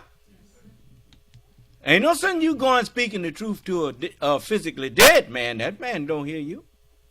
And the truth ain't going to get him up. Do you understand? Because he's physically dead. And God is the God of the living. You can't grant dominion to something that ain't alive. I didn't hear you? All right. Neither have they any more a reward, for the memory of them is forgotten. Now, what is all this? You're going to die and get a reward. What is this? He talking about now Muhammad and NASA have met again. Met again where? You see, that's spookism. Do you understand? So, the messenger knew that many people around him were just humoring him. And they were doing a job that he hired them to do, but they didn't really believe he was the messenger of God, because they were contradicting him in everything he was teaching. Do you understand? So, I mean, when he said that, I was trying to figure, what are you talking about? NASA, he died. The Honorable Elijah Muhammad is dead. Well, how they meet again? No, that's just spookism.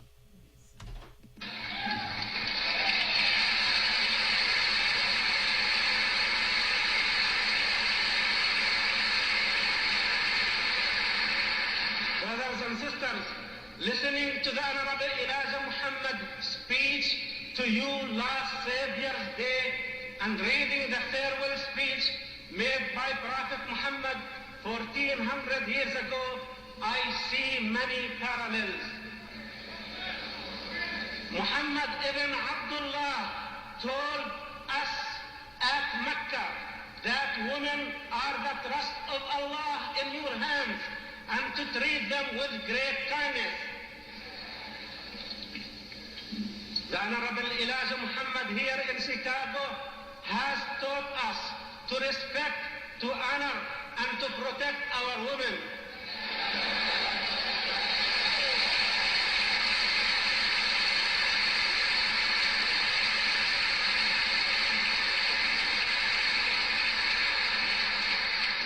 Prophet Muhammad called on us to hold together, fight with the rope of Allah. Reminds me of the Honorable Elijah Muhammad's call for the need for unity.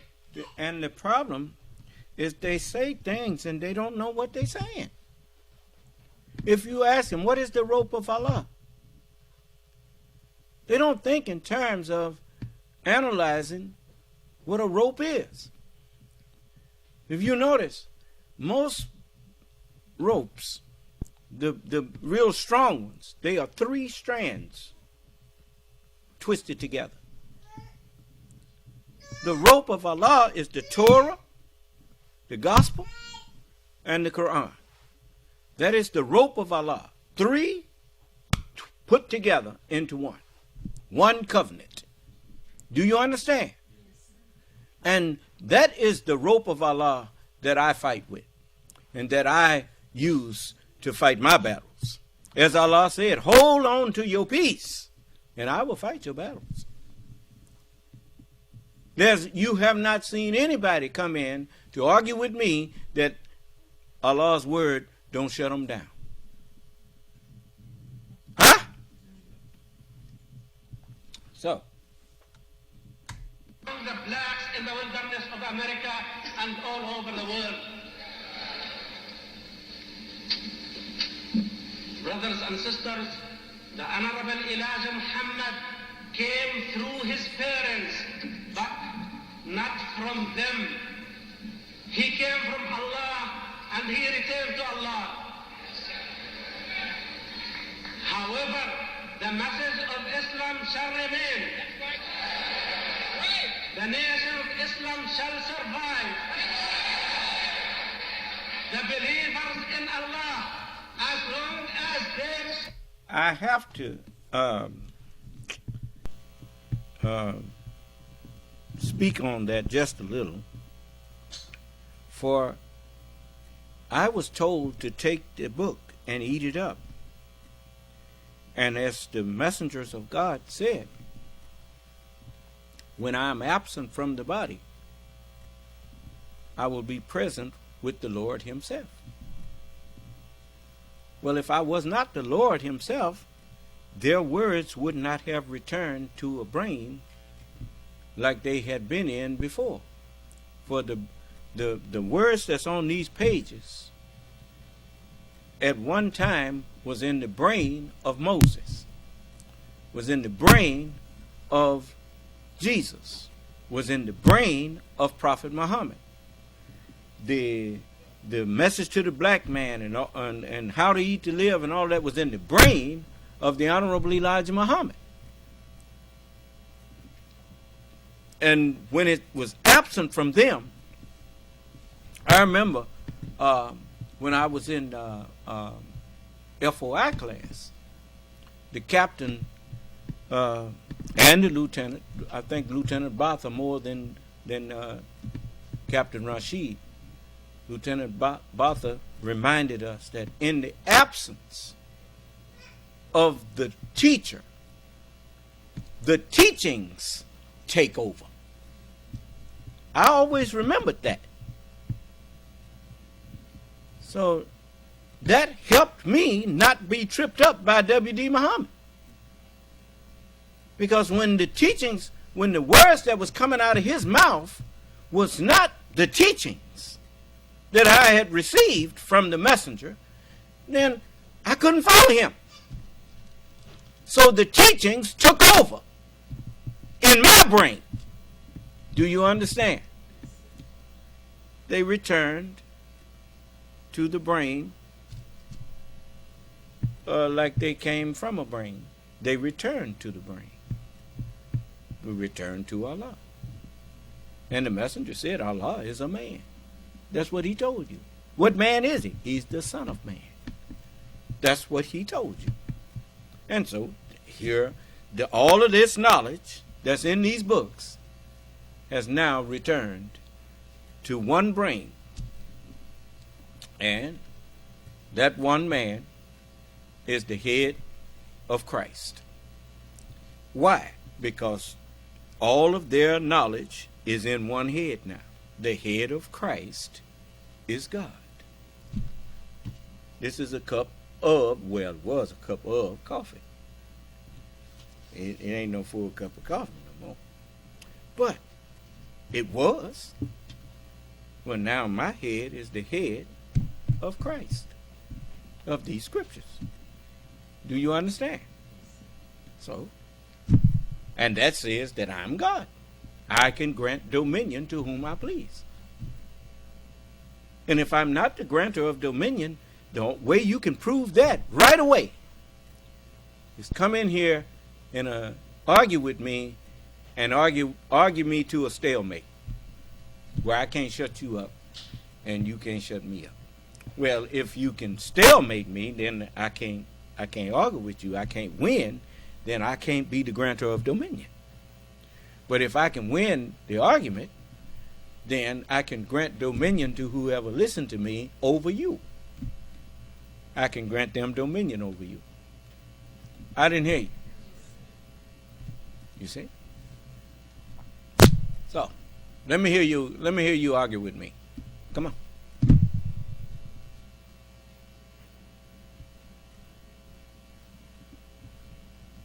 I told you I'm the oldest man on the earth. And I'm the youngest man on the earth. Yeah. Because I'm the first man of the new earth, which makes me the youngest and the oldest. You see? So you see? If I talk for another 12 hours, you still wouldn't see nobody. Brother Jamar, he'd be telling me, he'd unmute his phone and tell me if somebody was typing something. Brother Jamar, is anybody typing anything? Unmute your phone. No, sir. See? I know he there. So, it's not it's not like, and we on Truth Social, right? Brother Jamar, and we on Truth Social? Yes, sir. Yeah. See? So, this is not, we on Rumble, we on Truth Social, we on all of them places where people be on there talking about Donald Trump is some great something. They gonna change that tune pretty soon if they know what's good for them. You see, you got a right to believe a thing as long as you don't know that the thing is not true. But once the truth comes, judgment have come to you. How do you think you sift out the hearts of people? The truth sifts out the hearts of people. I don't have to wonder what's in your heart. All I have to do is speak the truth to you and see how you act after I spoke to you. Do you understand? He is sifting out the hearts of men before his judgment seat. And the prophet told you we must all appear before the judgment seat, before the head of Christ. Before him shall be gathered all nations. That's what's written. See? You can't duck this. Ain't no ducking it. Man standing up telling you he the Lord, and you over there talking about you believe in this God or that God. All your beliefs are lies. One Lord, one faith, one doctrine, one baptism. So, this book, the Holy Quran, as long as they shoulder the message of Islam. No, you can't just hold up the Holy Quran and say as long as they believe in this book. No, you got to believe in the Holy Quran and the Holy Bible. If you don't believe in all of the scriptures, you can't call yourself a Muslim. And just saying you believe in them, we know whether you believe in them or not. When I start talking to you, I don't know whether you believe in them, both of them. How you going to claim to believe in both if you ain't got both?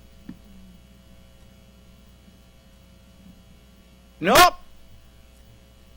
The pillars of faith. The second one is that you must believe in all of the prophets. Not in just Muhammad. You must believe in Moses, Jesus, David, Solomon, Jeremiah, Ezekiel, Hosea, Jonah, Micah, Malachi, all of them.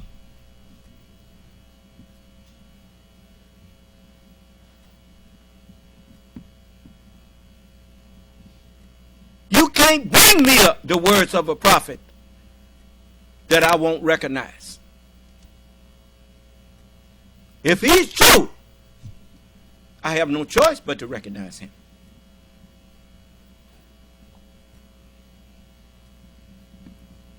You see? When you start saying that a prophet came after Muhammad, we got a problem. Because the Holy Quran says Muhammad is the seal of the prophets. Allah said, seal up the book. I remember this brother asked the messenger once, he said he wants to know about the authenticity of the 10 lost books of the Bible. And the messenger said, what?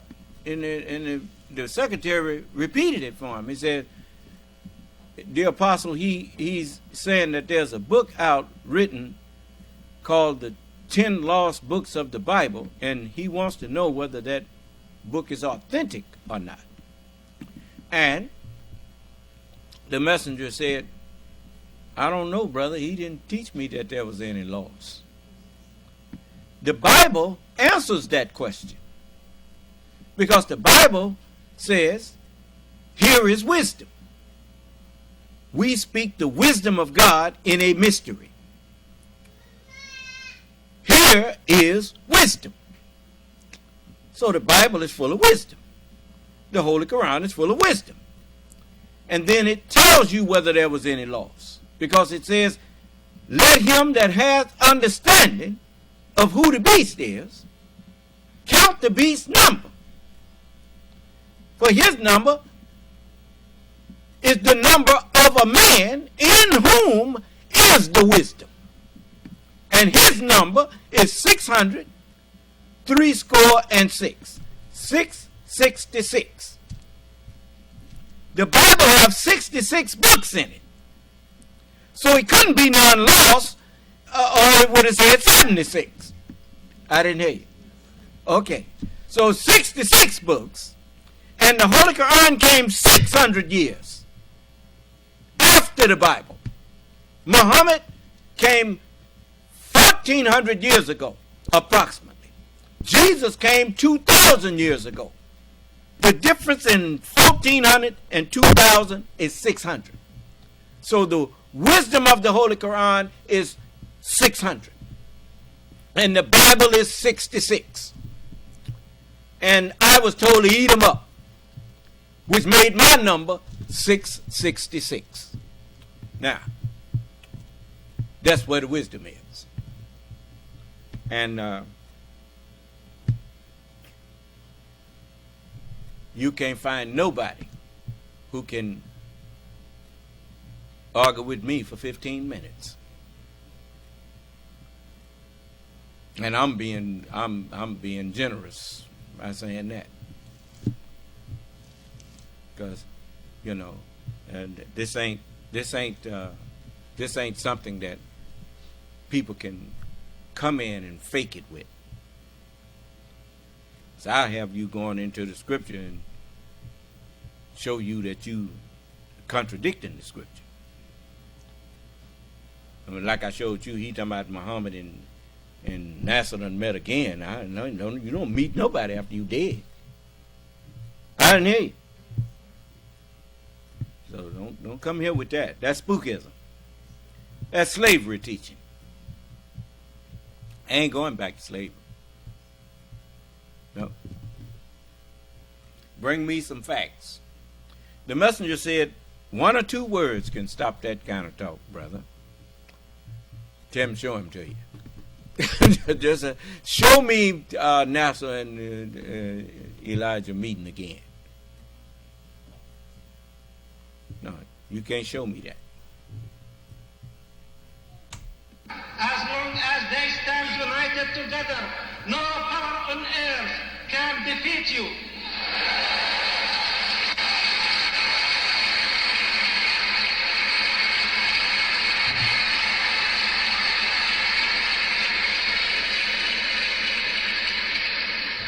There is no power on the globe that can weaken you. Brothers and sisters, Allah has made this promise to the followers of Muhammad ibn Abdullah, and Allah fulfilled his promise. Shortly after his death, the Muslims became the most powerful nation and the leading nation in the whole world.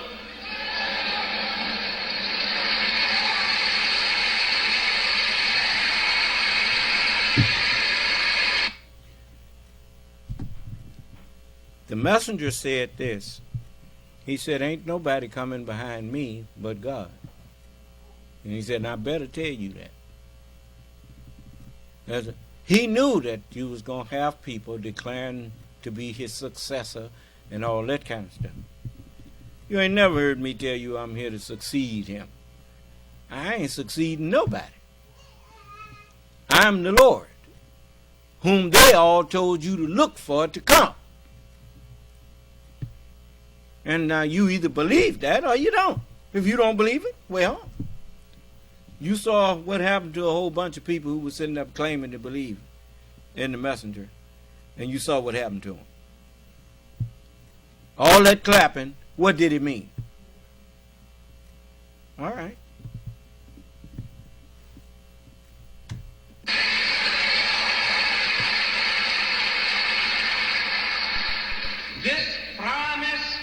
This promise has been extended to you by Allah, and Allah keeps up all his promises.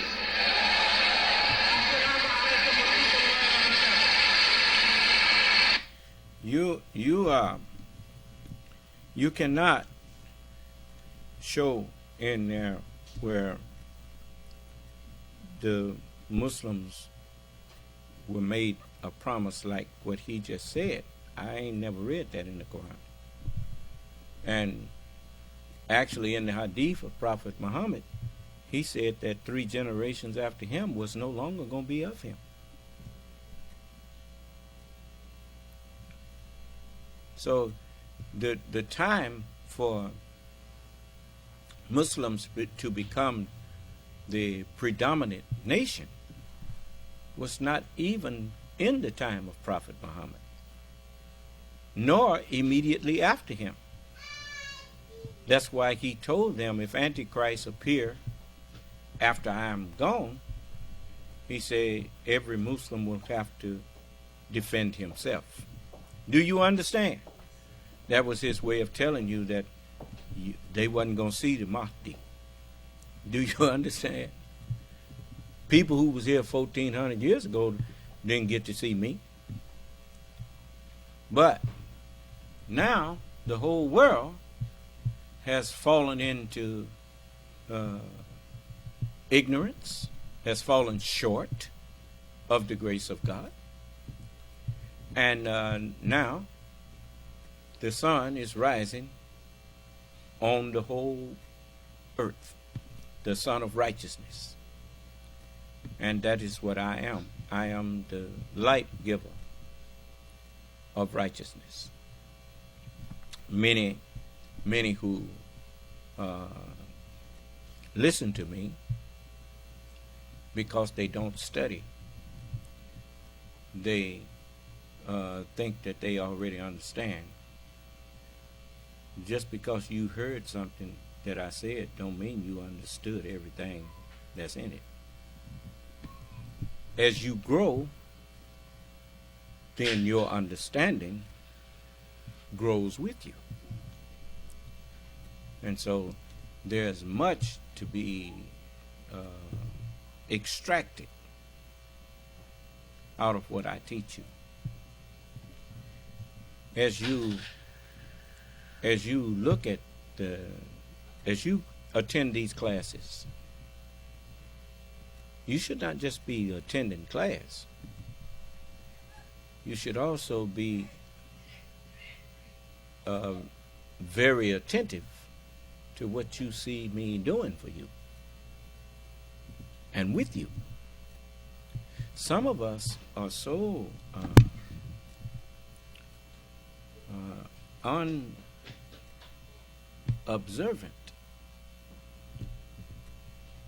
that we can see miracles and think that it's just everyday happening. And so, consequently, that's why people that started with us so easily walked away. And then the first thing they got to say when they see us again, I can't believe it. Well, I told you. See, traveling is a wonderful experience if you gain lessons from it. Of course, if you don't gain no lesson from traveling, you know, most people, they don't pay attention to something that is a profound lesson in. So I know sometimes I be driving. I done drove across country so many times I don't need no map no more. But I be driving sometime. It's like when you hit Texas, you can do 80 miles an hour. You know, I think speed limit is 75 or something like that. Last time I was there. And they give you 5 miles. And so that's because Texas, you spend a whole 12 hours in Texas, man. And but anyway, you can be doing 75, 80 miles an hour. And it seems like you're just creeping.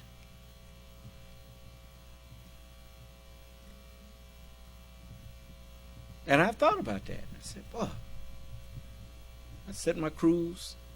Then I don't have to worry about the police because I got my cruise on. And I ain't got to be watching my speed because I done set it between 75 and 80 miles an hour. And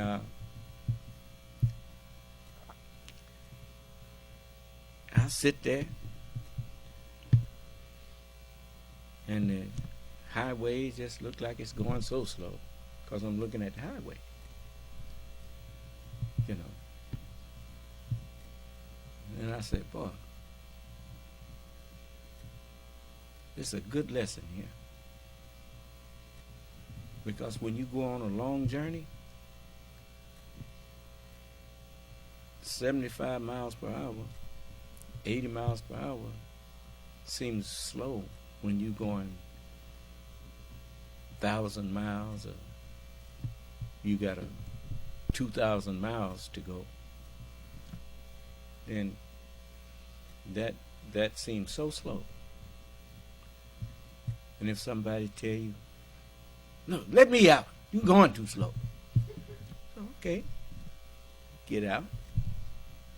And when that car speed up to that mileage again, when they see cars going by them at that same speed, it's and then you realize you wasn't going so slow, was it?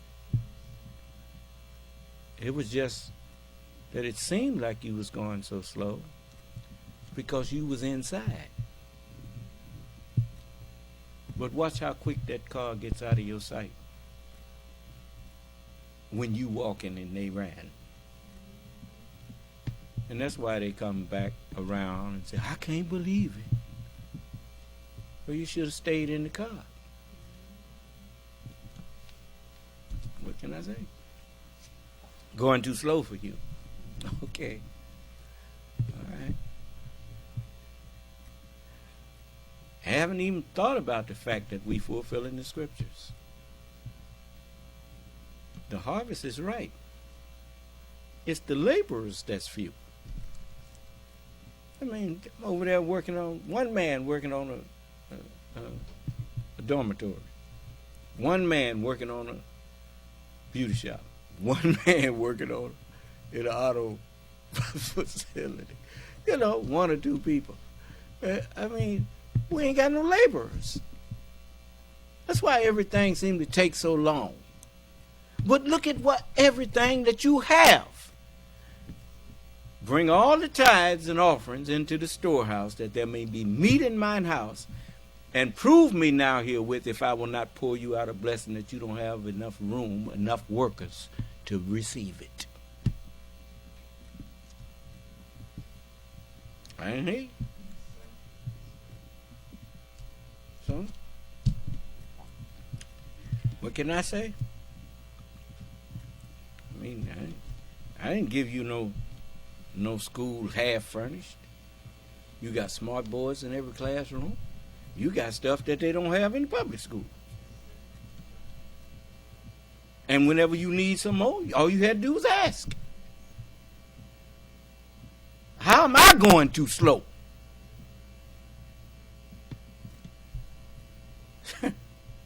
No. No, you just ain't paying attention.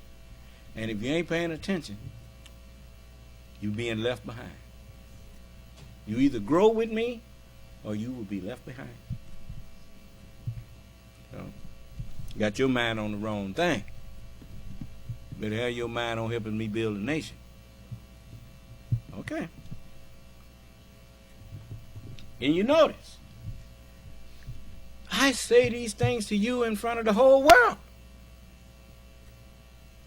You don't have nobody coming in here calling me no cult leader.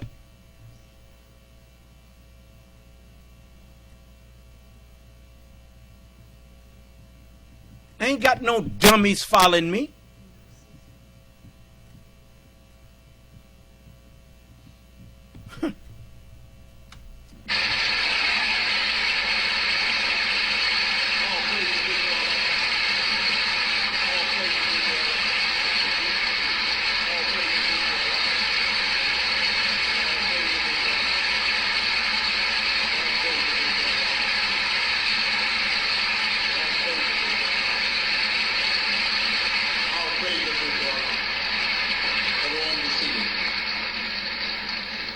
Beloved brothers and sisters, we enjoyed those inspiring words coming from Professor Baghdadi. So now, my beloved brothers and sisters, the next speaker I will bring before you is one of the sons of the Honorable Elijah Muhammad. Not only Allah made Messenger Muhammad his messenger, he also gave him sons. Walk right in his footsteps. I'm going to bring before you, he's a minister in Kansas City, Kansas, but he oversees the temples in Kansas City, Missouri, Kansas City, Kansas, Topeka, Kansas, and in Oklahoma. They've sent ministers up in Colorado, I think it's Colorado, Nebraska. So my beloved brothers and sisters, give me great pleasure and honor to introduce this member of the royal family, Brother Minister Nathaniel Muhammad.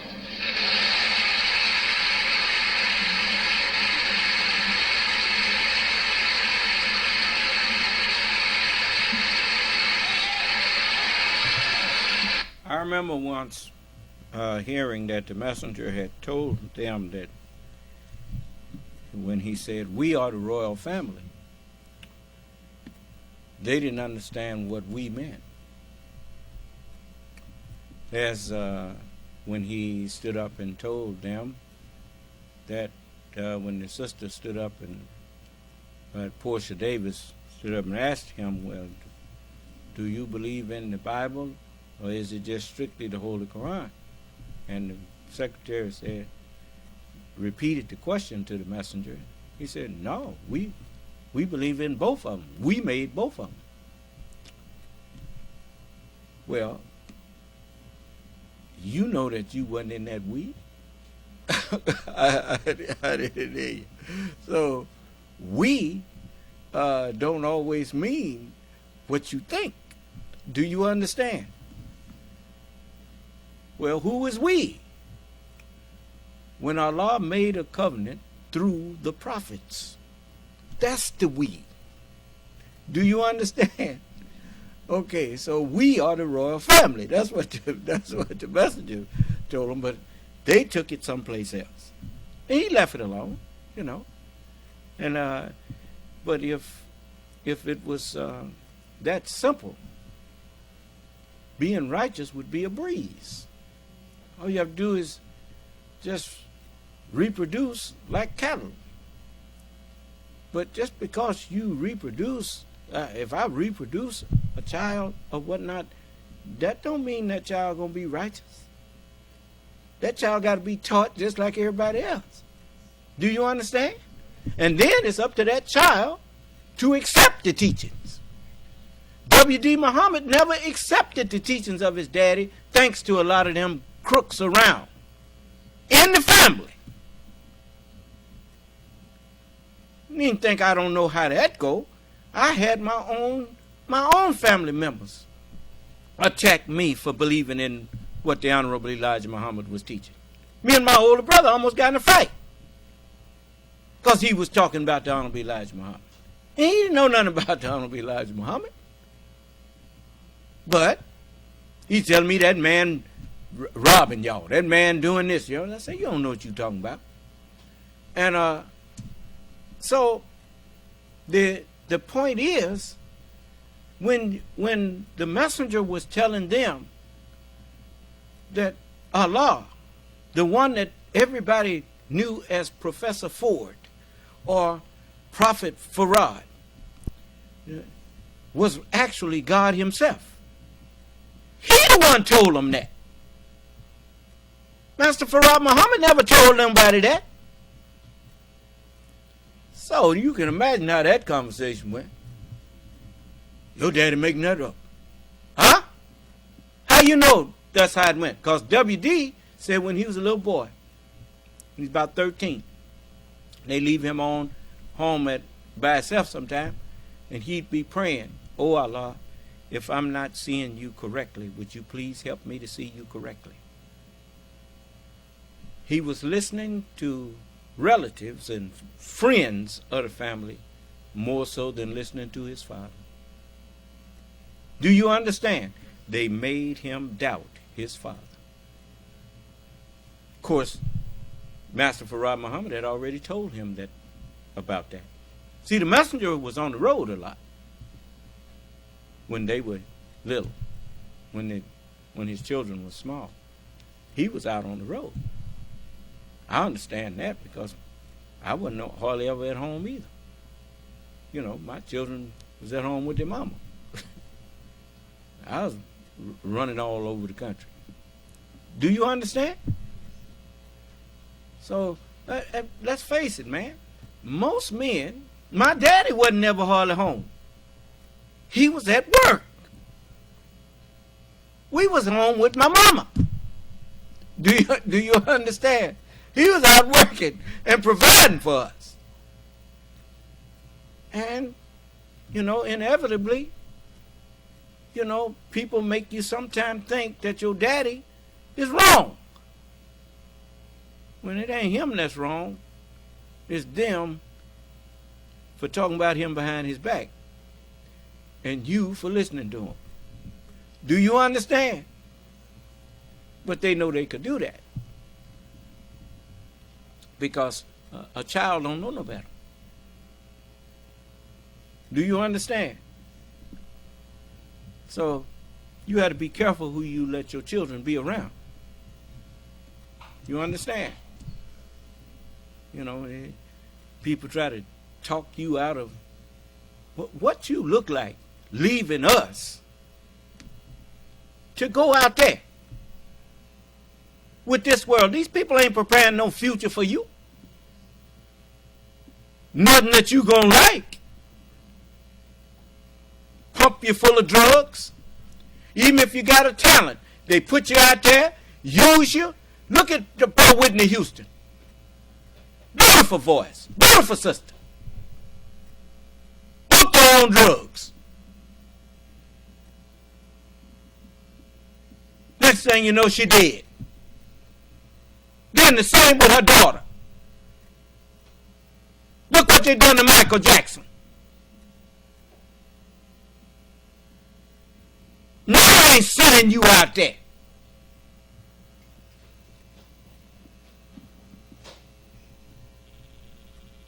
Don't you worry. You will be able to use every talent you got But at the same time, ain't nobody going to destroy you with it either. Am I clear? You must learn from the histories of others and recognize that there ain't no such thing as dealing with the devil. What's the first rule in dealing with the devil? There it is. Because whatever deal you make, the devil going to desert you.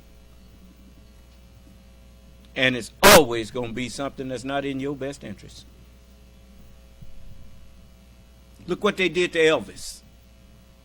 It don't make no difference what color you are. Elvis, his handler, his manager.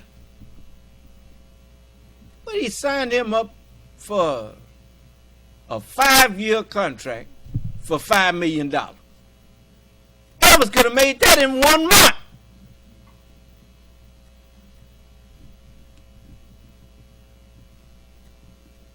Then just worked him and worked him and worked him until they got him to the point where he was tired. And you know how it go. Here, take some of this. This will make you feel fine. Get him hooked on drugs. After they keep booking them and booking them and booking them. It's all in the game. They didn't give a damn about Elvis. Then lied on him. Somebody, he said all niggas can do for him is shine his shoes. Elvis Presley ain't never said that. That's the lie they told. Just like they lied on King James.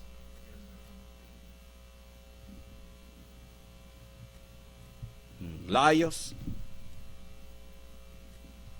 Look, man. You remember Billy Paul? You remember that interview I had with Billy Paul?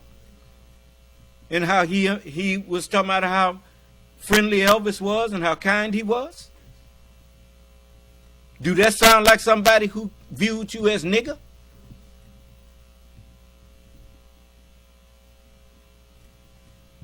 Oh, wake up, man. See, in order for the game to work, they can't just make white folks hate you. They got to make you hate white people. They got to make us hate each other. That's the game the devil plays. The devil don't care what skin he in. That's a mind. It's a mentality. I mean, Clarence Thomas ain't no different than any other white man, than a devil. He's just a black devil. Do you understand? All of them up there taking graph, running game, and high-fiving each other when they done put the game over. Oh, man. Evil is evil. It don't make no difference what color you are if you doing it.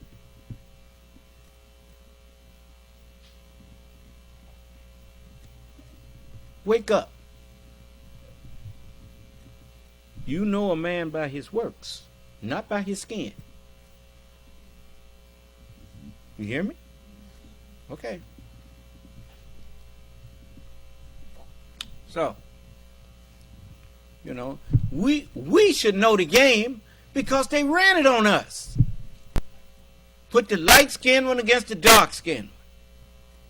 And put the dark skinned one against the light skinned one. You got to put both of them against each other or it won't work. Just like what they're doing, you got to put the Democrats against the Republicans and the Republicans against the Democrats. And if you can do that, you can divide them against themselves and the House won't be able to stand. Do you understand?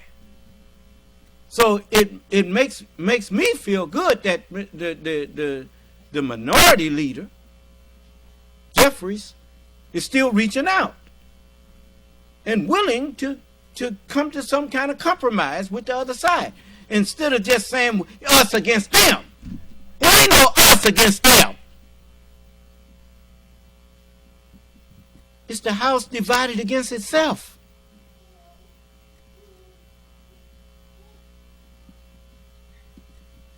And somebody got to say, that's enough. Enough is enough. This ain't working. We got to get back to working together. Do you understand? So, this is the way we have to be.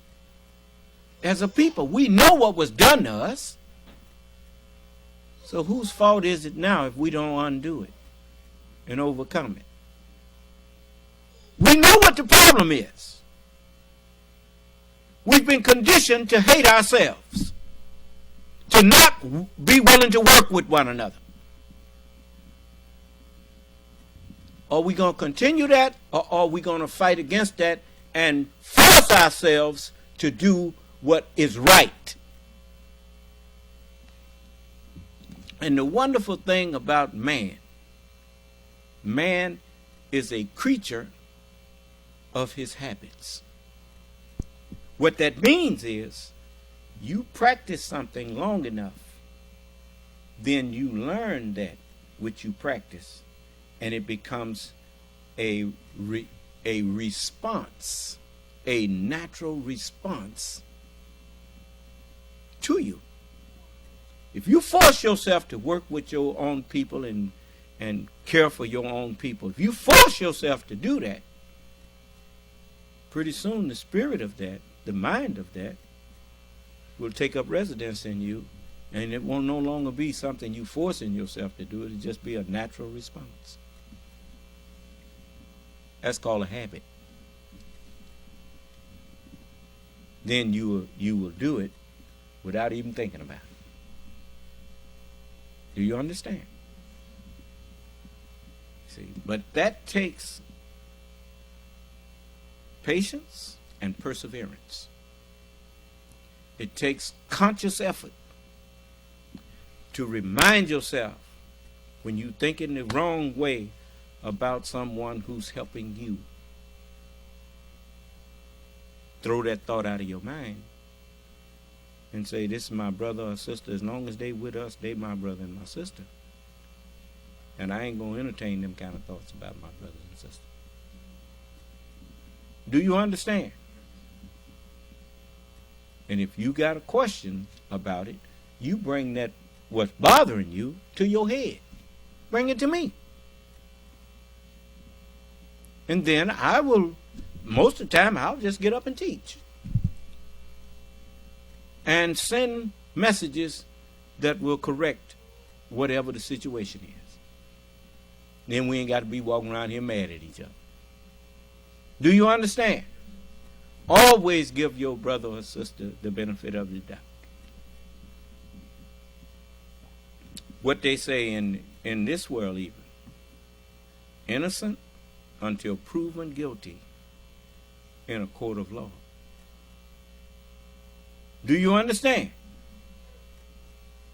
That's just another way of saying, no, we're going to give this man the benefit of the doubt. Yeah, I know the police arrested him because they think he's guilty. But the police ain't the court. It wouldn't make sense to arrest a man if you don't think he's guilty. I didn't hear you. So when the police arrest you, they think you're guilty. But that's not the final end to it. Someone has to come in and prove that you are guilty. And you have a right to face your accusers. Do you understand? And so, this is how, they developed a justice system that is pretty good system. Because they developed it so they could get justice. It was for them. So, naturally, it's going to benefit us some, because even though it wasn't put up there for us. Do you understand? But, I like that. I like the fact that it requires more than just somebody accusing you. It don't make no difference who accusing you. They still have to, you have a right to face them, and you have a right to discover what it is that they're going to present against you, so that if they take you to court, ain't no ambush. You got a right to know what they going to charge you and what they got, and then you can defend yourself. Do you understand? Because if you're guilty, you ain't have no defense, not really, because the evidence is there. But if they got some evidence that they done manufactured, there are alibis and there are time, you can bring witnesses to show that you wasn't at this place at the time they claim this stuff happened and all that kind of stuff, and it fall apart. Next thing, you might sue them if you find out if they got enough stuff trumped up there that ain't right. Well, now you knowingly brought false charges against me. I won't be compensated for that. Do you understand? So I'm out. I'm out of time. But anyway, I don't like holding y'all this no later than that. I got all y'all here and everything. So I'm going to let you go. Some of you sitting up look like you have sleep. Some of you done went to sleep. So it's all right. I know you be tired. So it's all right. I know my grandchildren, some of them and some of the other little ones, they tell their mama they want to listen to the teachings. And they go to sleep listening to the teachings. I said, it's all right, because they hear it in their sleep. And so, when you go, if you want to listen to it in your sleep, it's okay. You'd be surprised how things come to you while you sleep. So we are. Did anybody have anything they want to ask me before I let you go?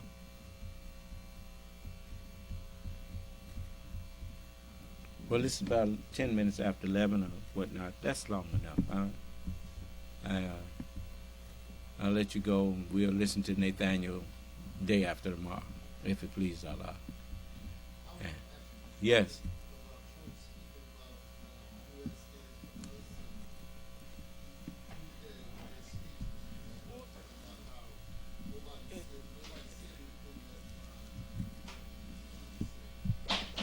You say Trump said it. Well, Trump is a thief. He know that's his way of letting me know he's listening to me. So, and the wonderful thing is the people on Truth Social know it. So they know he's a thief now. So, it's okay if he quote me. I don't mind him quoting me. U.S. is us, as I told you. And the U.S. has helped, as the book says, let us make man in our image. Well, that's what has happened. I was educated in the United States. And the knowledge that I gained from the United States is part of what makes me the man that I am. And the prophets brought the other part. And when you put the two together, that's us. It says, let us. You notice I got the Bible and the Holy Quran in the United States. I couldn't have got that in these places where they just believe in the Quran. You see, in the United States, you have freedom of religion. That's not just freedom of religion, that's freedom from religion. Meaning what? No state religion. They done told you that. Congress shall make no laws respecting the establishment of religion, nor prohibiting the free exercise thereof. And as I listen to that, and that's the laws of men. And the laws of God is there is no compulsion in religion. Men and angels agree on that. And so that is what I am. I'm the Son of Man. And so I honor my fathers. You hear me honor George Washington. You hear me honor Ben Franklin, you hear me honor the Constitution, and I honor the Scriptures. Because all of them is what my brain, my mind, is composed of. They are all part of me. So, I acknowledge the wrong that this country has done. But like any judge or jurist, he must also acknowledge the good that it has done. And if you can't do that, you're not fit to judge.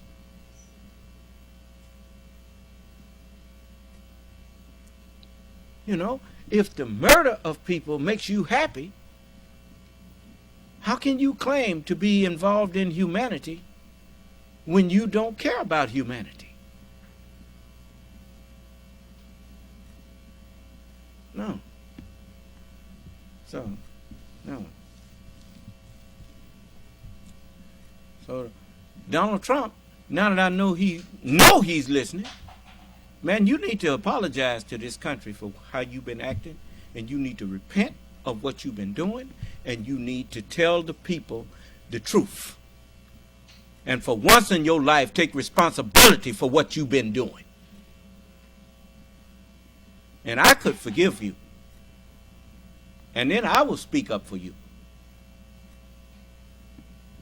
Because you just doing what you was taught by a parent or some parents that didn't give a damn about you to teach you to be like that. No. But, like it's written, the Lord's arm is not short that it cannot save. If I get on your side, you don't have to worry about it. But I ain't going to be on your side to help you destroy this country and to perpetuate lies to its people. And you could be forgiven.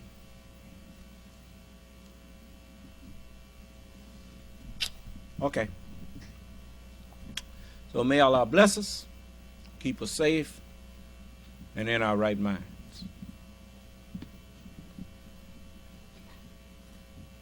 That's not an empty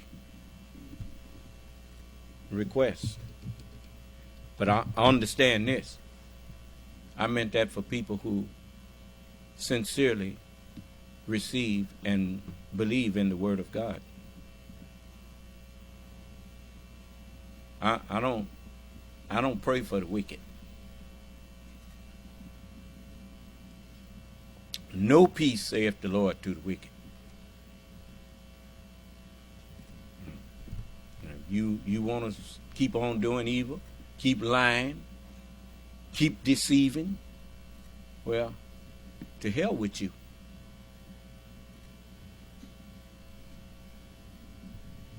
I told you he wasn't as crazy as he acted.